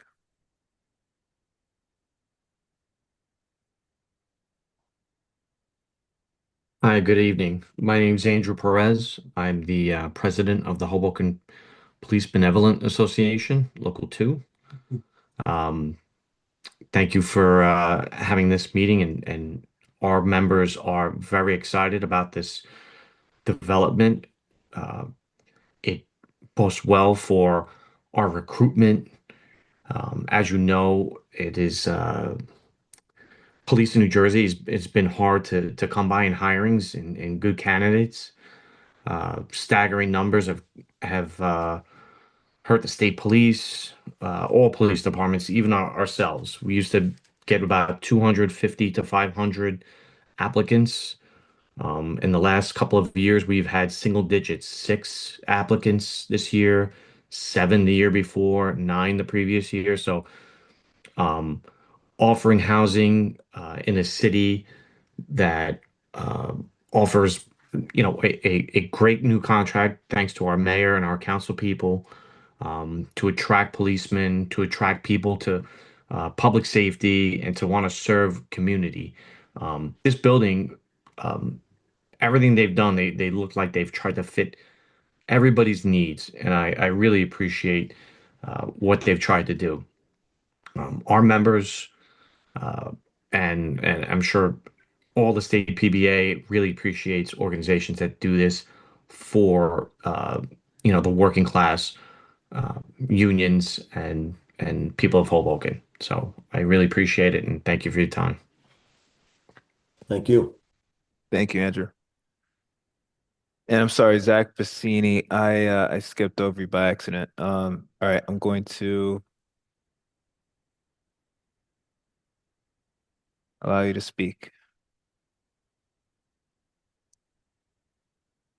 Thank you, Chris. Kind of two parts to this. I guess I'd start out, and this my question is, or not really a question, more of a statement, but this metric for eligibility, the adjusted median income.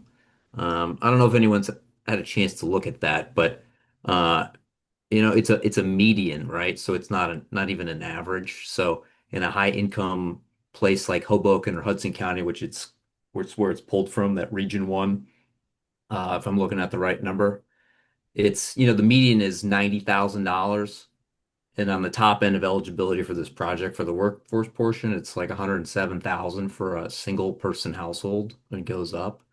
Um, I guess my point is that yes, Hoboken is very expensive, but the city has finite resources, and I feel uncomfortable that we're prioritizing this for people making six figures. And yes, I understand we're not in rural Texas, and $107,000 or whatever does not go nearly as far here as it does in other parts. But I have a hard time understanding if there's not more pressing needs for city resources than this.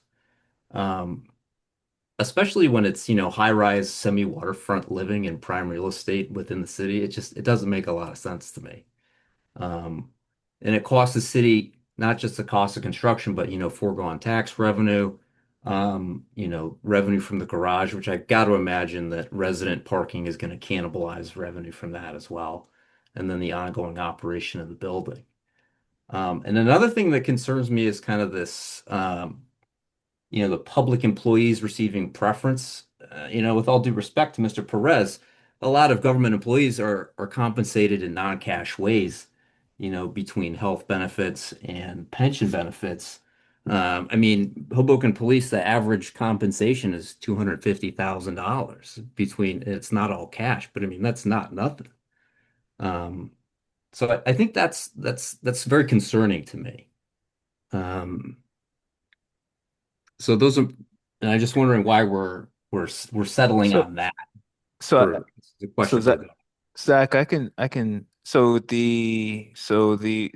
there would need to be a manual adopted which codifies all of this in terms of the regional income limits. But if you go to the Affordable Housing Professionals of New Jersey webpage, go to resources, pricing limits. There is a chart, UHAC 2025 Affordable Housing Regional Income Limits by household size. And that, yes, we are in Region 1 because we're in Hudson County. And that has a matrix of household size, and that does have a median household income. So a four-person household, the median household income for Region 1, which is Bergen County, Hudson County, Passaic, and Sussex. Don't ask me how all that got lumped in together. But we are in Region 1 with the four counties. So you have median household income for a four-person household, which is 127,200. So that's the median household income. And then what happens is for UHAC, Uniform Housing Affordability Controls, got very low and moderate, 30%, 50%, 80% of AMI. And it's area median. It's area. The A stands for area.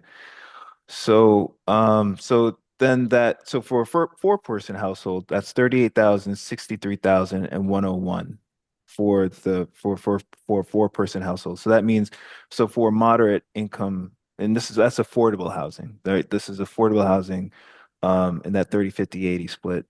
You got two people making 50,000 each, and they have two dependents, or you have one person making 101, and one person is a caretaker, or they're staying at home, and then you have two dependents, and then it varies. It goes up to, I think, like goes up to eight people, eight-person household. So and then for workforce, you do 1.2, so 120% of AMI. It gets you to 152, 640. So that gets you to two people, again, four-person household. Four-person household. Four-person household. So one person's making 75, the other one's making 77. Up the math, there's 77. So that with two dependents. So I don't, that's work. I mean, that's workforce housing. So that's the limit. If one person is making 75 and one person's making 80, they don't qualify. And that's for today's dollars, right? So there would have to be a manual that adopts the income limits that would be used for when eventually the building comes online. I mean, assuming it's years, this would take years So let's just throw a number out there, 2031. I don't know. I'm just making up a number. So you know that so it would say it, so at in 2031 you're looking at these income limits and they'd be higher, but also the cost of living would be higher. Everything is adjusted. So that's how the income limits are essentially work. So it's not it's this is it very much is affordable housing and workforce housing. I don't know if that helps address your how you're looking at the income limits. I just want to make sure that we're No, I mean that's the spreadsheet I was looking at as well. My point is that we're in a high income area, so the median ends up being pretty high because we have people on the very high end of high, right? So it pulls the median further up than it would be in areas where there's not as wide of a spread in terms of income earners.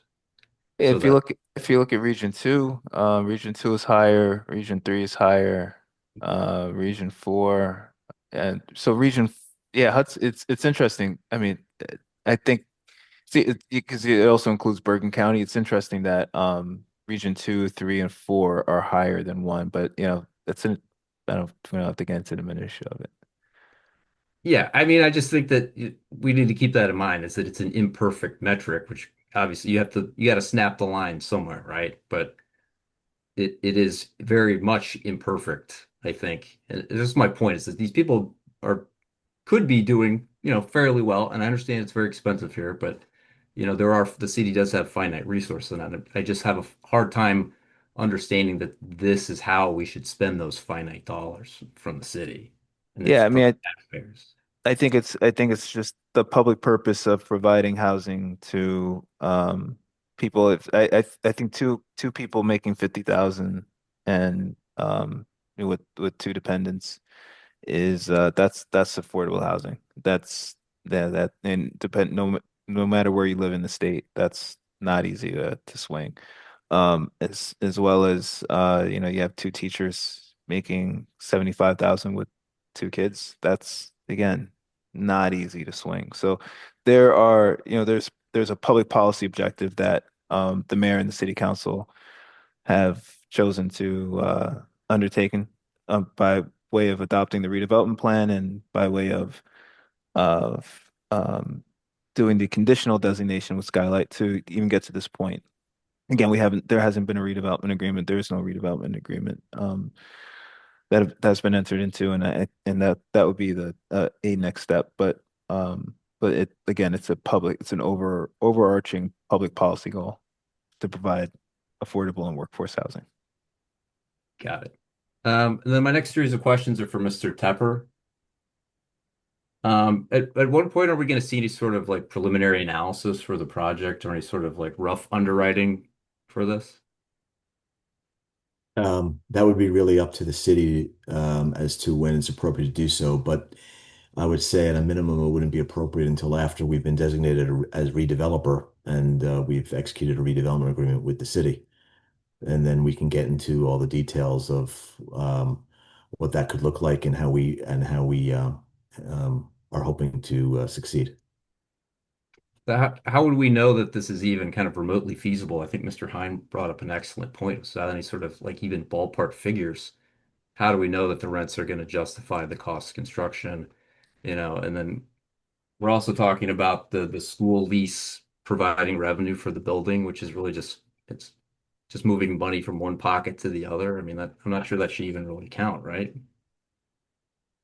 I'm not quite sure I understand your point there, but I would say that the school is not paying to build the building. The city is not paying to build the building.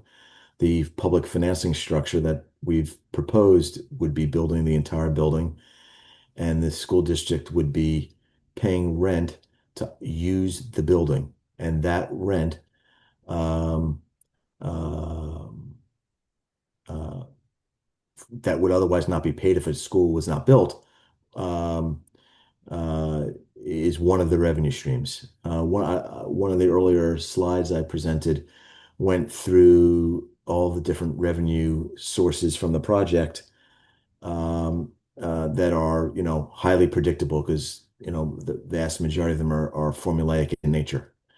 And so, again, we are not guaranteeing 100% accuracy at this point in the process, but We have put forth a potential financial plan. We've done a bunch of homework on it.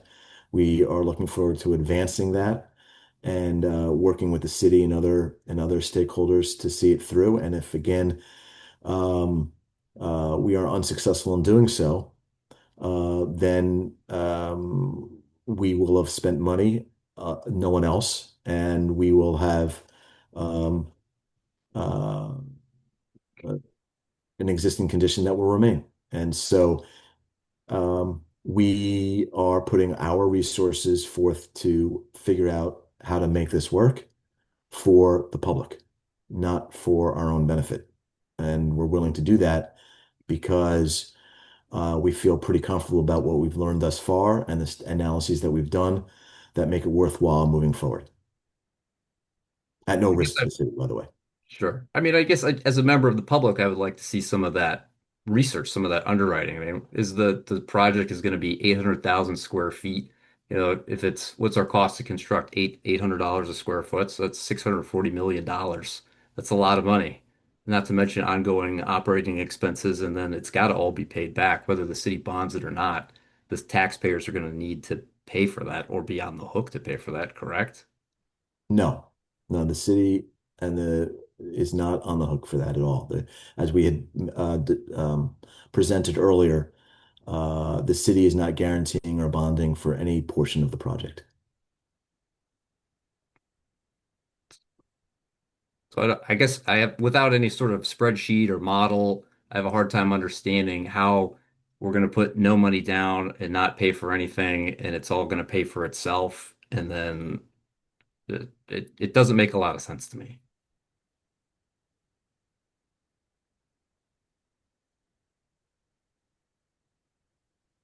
I mean, I think Zach Russell said a few times during the presentation the public subsidies that they are anticipating and relying on make that a reality or make help to close that gap. So that's the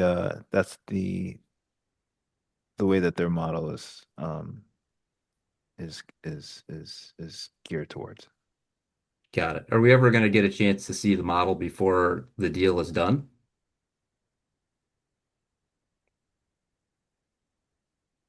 There I is mean, no yeah, there there's is no no when I say model, I mean so Russell had a list of um a list of funding sources that he shared in his presentation earlier. So that's when I say the model, the stack that they were relying on for public subsidies. I mean, something like an Excel spreadsheet or something a little more detailed. Uh, Is that we're not at we're not at that stage. I mean, this is a different in other redevelopment projects, there would be a pro forma. There's where we would be doing an exhaustive financial analysis before, but because this is um they essentially need the there would need to be a redevelopment agreement for them to even go to these agencies to start to have those conversations. So that's why it's a bit of a different approach.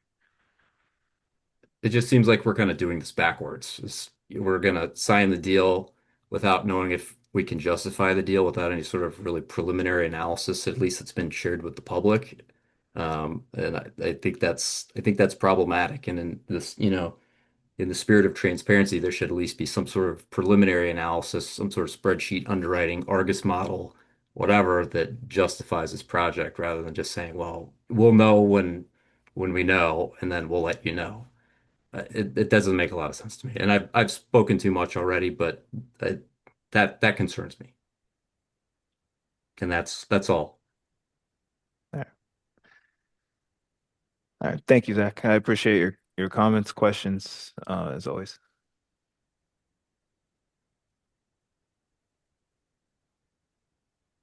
All right. So the next hand is raised, Councilwoman Diane Imus.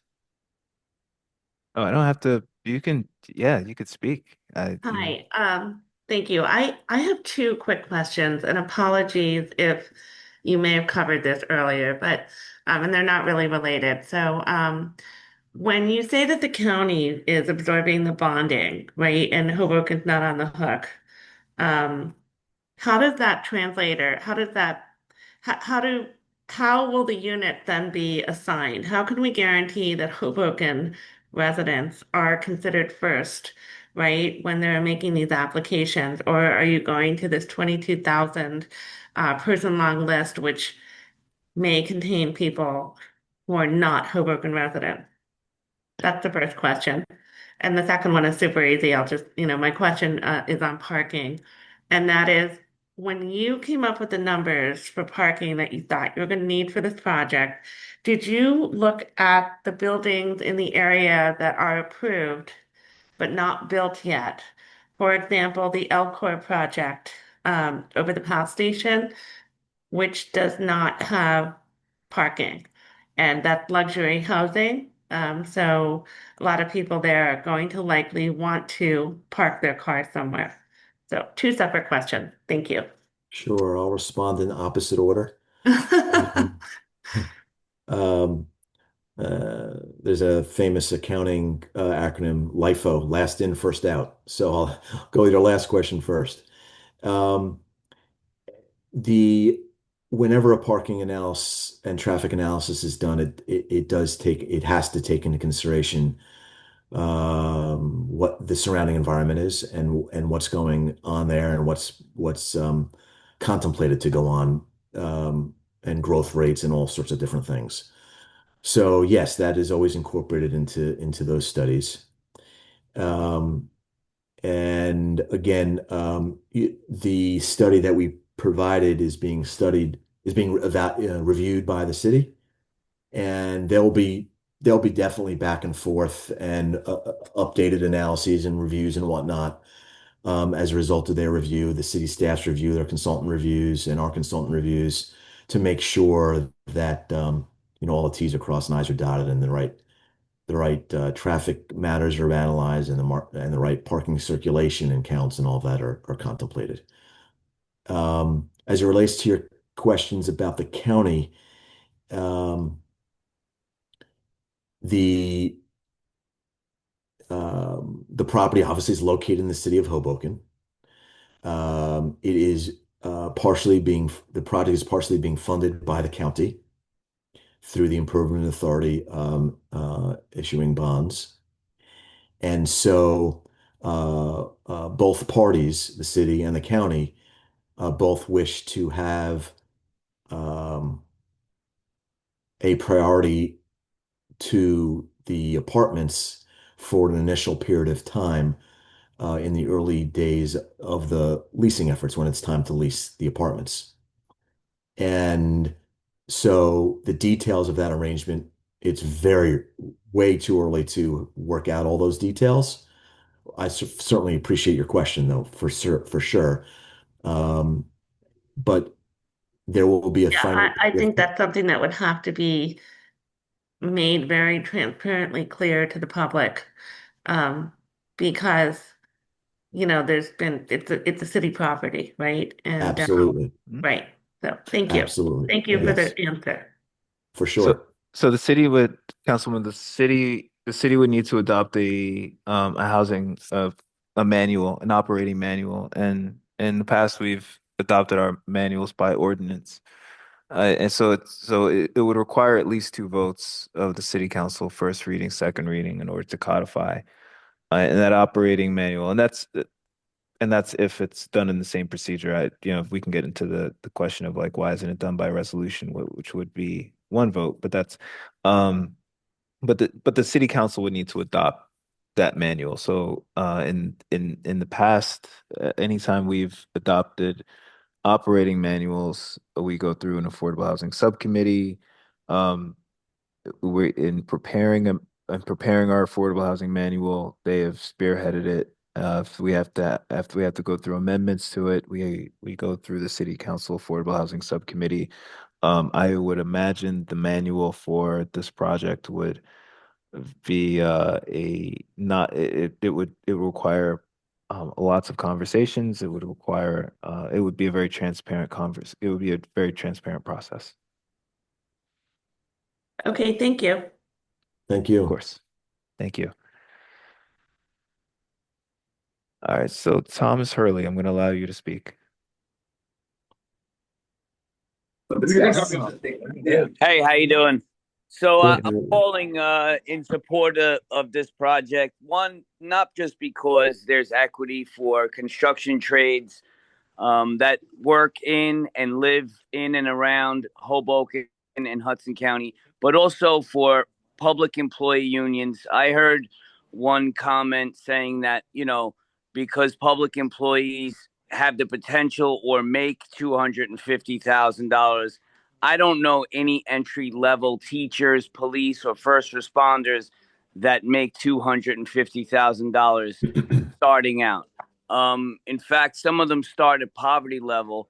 And so, with that disparaging pay, to be able to give someone who's a lifelong Hoboken resident or someone that chose Hoboken as a place to raise their family, they should have the opportunity at workforce housing, not as a give me, not as a free rite of passage, but as a benefit to Hoboken constituents so that they then can afford to stay there and pass it on when it's their time to get a home or continue to build equity in Hoboken. I think Hoboken is a family town. And I think it can remain to be as long as it doesn't lose sight of its public employees, first responders, and trade unions that are struggling to keep up with affordable housing. It's not a handout. And it's a marquee project for a city like Hoboken. With all the innovation that has been, happening with the flood wall, first of its kind, and to mitigate some of the flood waters from the Hudson River, coastal defense project, and some other marquee projects like the restoration of the ferry terminal. I think it's important that this would be, for lack of better terms, icing on the cake, not just, again, to provide workforce housing for the public and private unions, young men and women who want to start families and stay here, but moreover, as a testament to the motto of what Hoboken Council elected officials have built their legacy on, to say we're going to have an inclusive Hoboken for everyone. So I proudly support this project as a carpenter in the union trades and as a Hudson County building trades officer. Thank you. Thank you. Thank you, Thomas. All right, I'm going to go to Leroy San Pedro. I allow you to speak.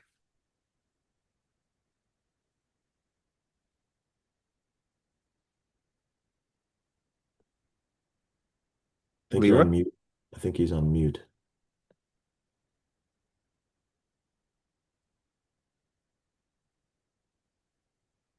Leroy is still on mute. All right, Leroy. Yep, there we go.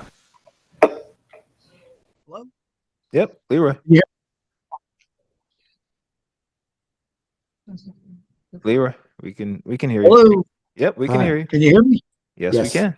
My name is Leroy San Pedro. I am the Hudson County rep for the Bricklayers Allied Craft Workers Local 4, North Jersey.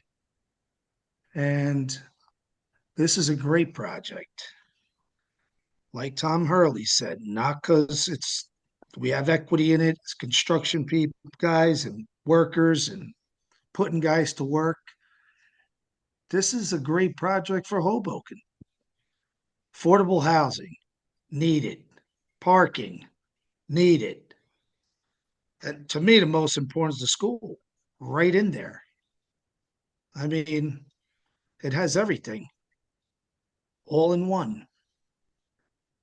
I think the future of Hoboken with a building like that is great. And that's all I really have to say for tonight. Thank you. Thank you. Thank you, Leroy.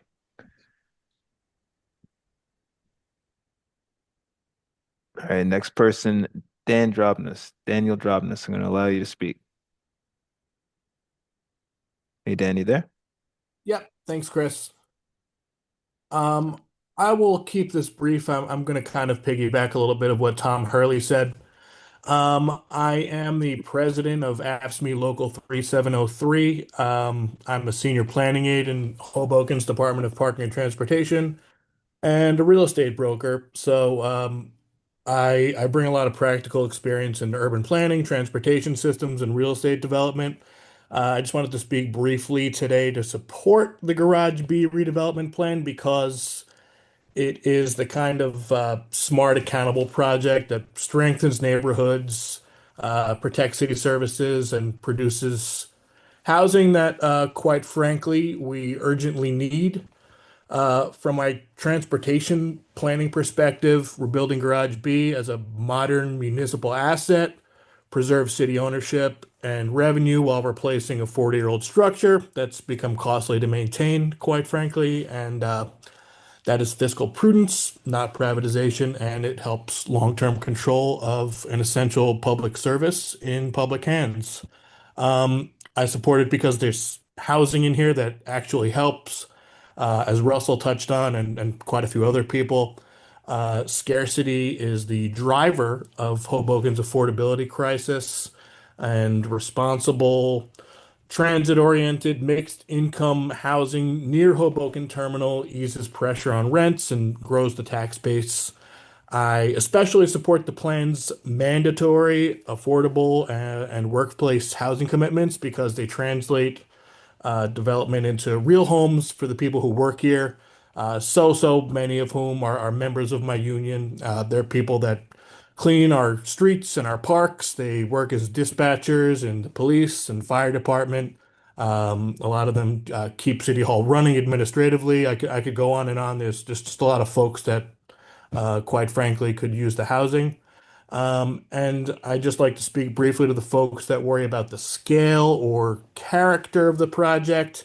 I just would like to point out that the site is already a major transit hub and that mid-rise mixed-use development here can improve the sidewalks, activate the street with economic activity, and enhance pedestrian safety, all while respecting the context of the neighborhood. So yeah, in short, I support this because it's not a developer first plan, it's a public first framework. It modernizes an essential municipal asset, creates affordable and workplace homes, funds critical infrastructure, and again, from the union perspective, this protects the people who run Hoboken. Thanks. Thanks, Dan. Appreciate your comments. Thank you very much.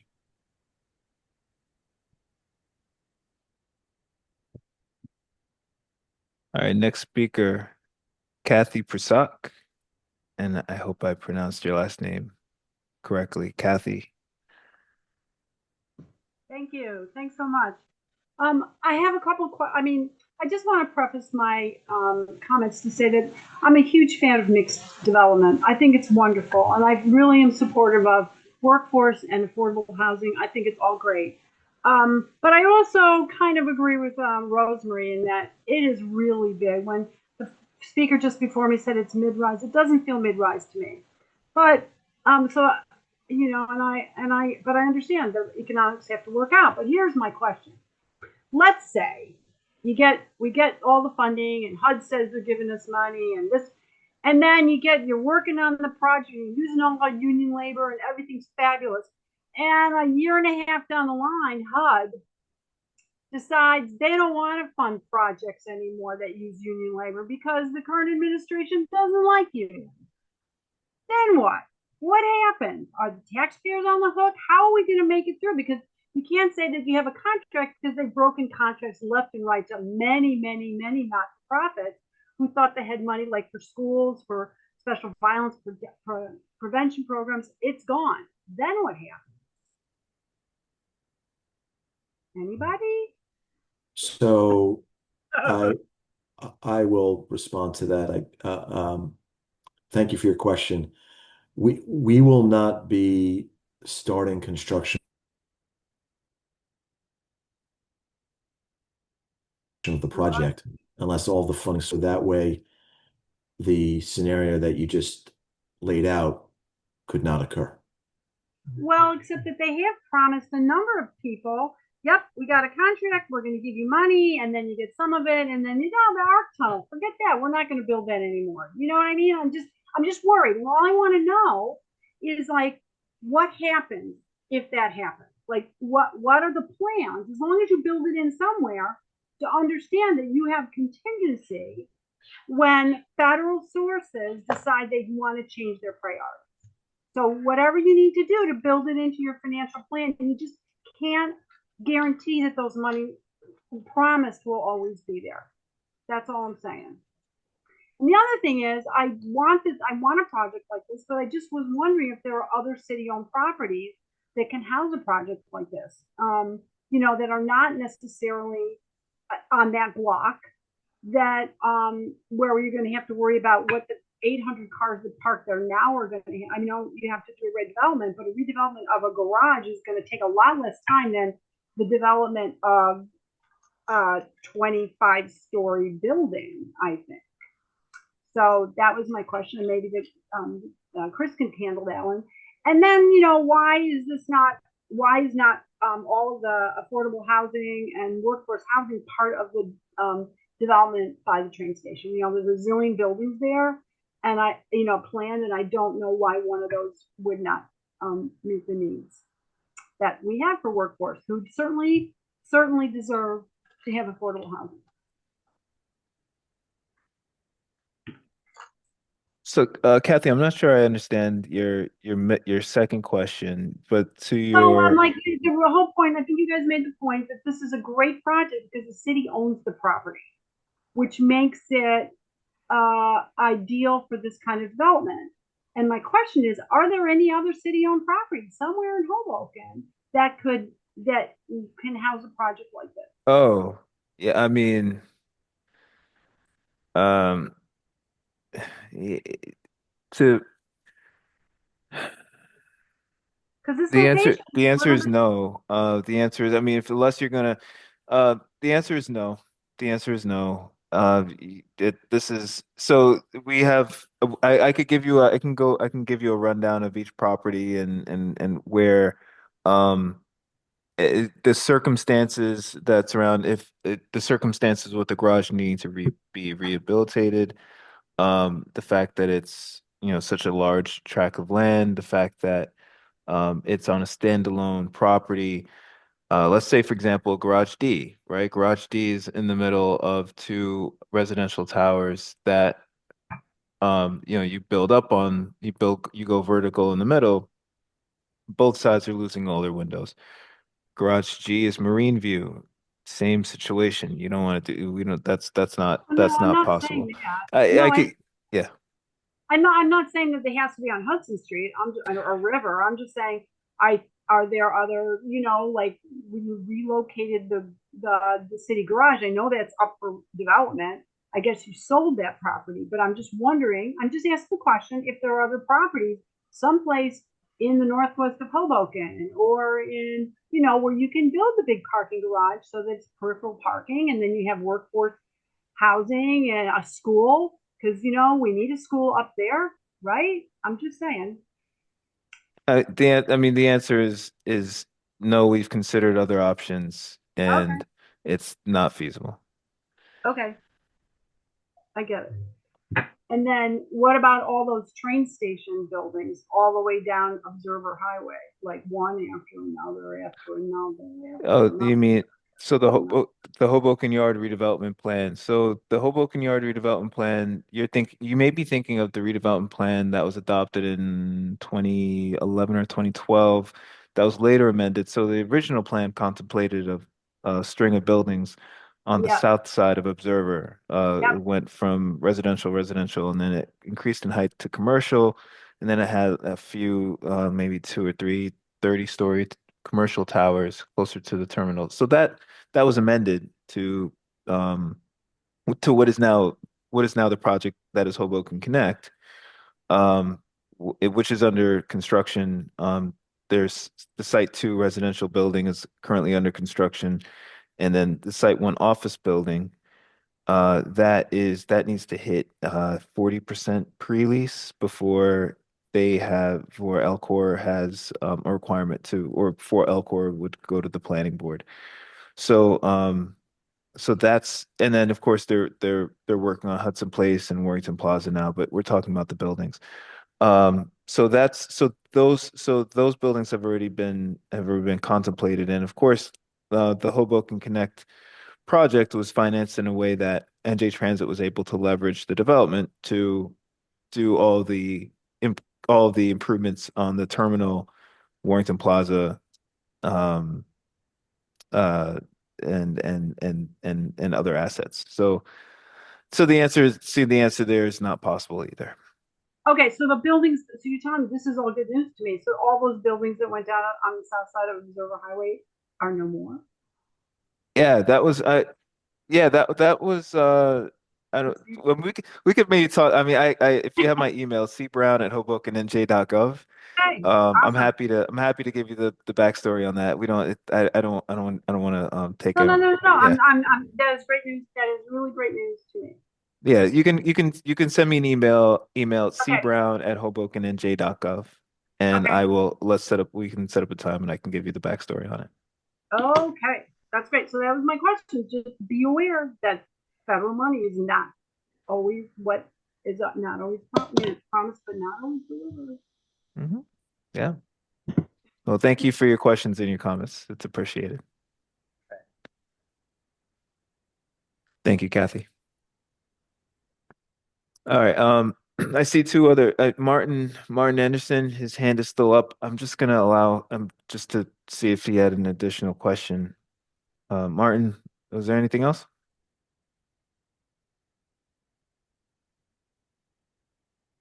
Martin, going once, going twice. All right.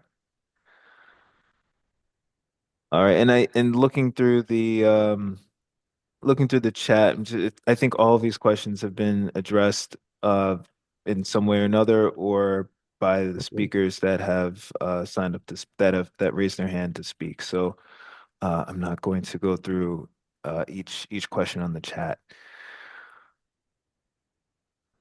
All right.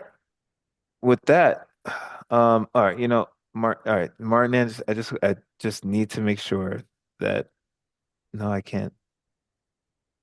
Martin Anderson, your hand is still up. All right. All right. So with that, I think we have completed our meet. I think this is our meeting. Thank you, everybody. Thank you, everyone, members of the public, members of City Council, um, who participated. Russell, thank you so much for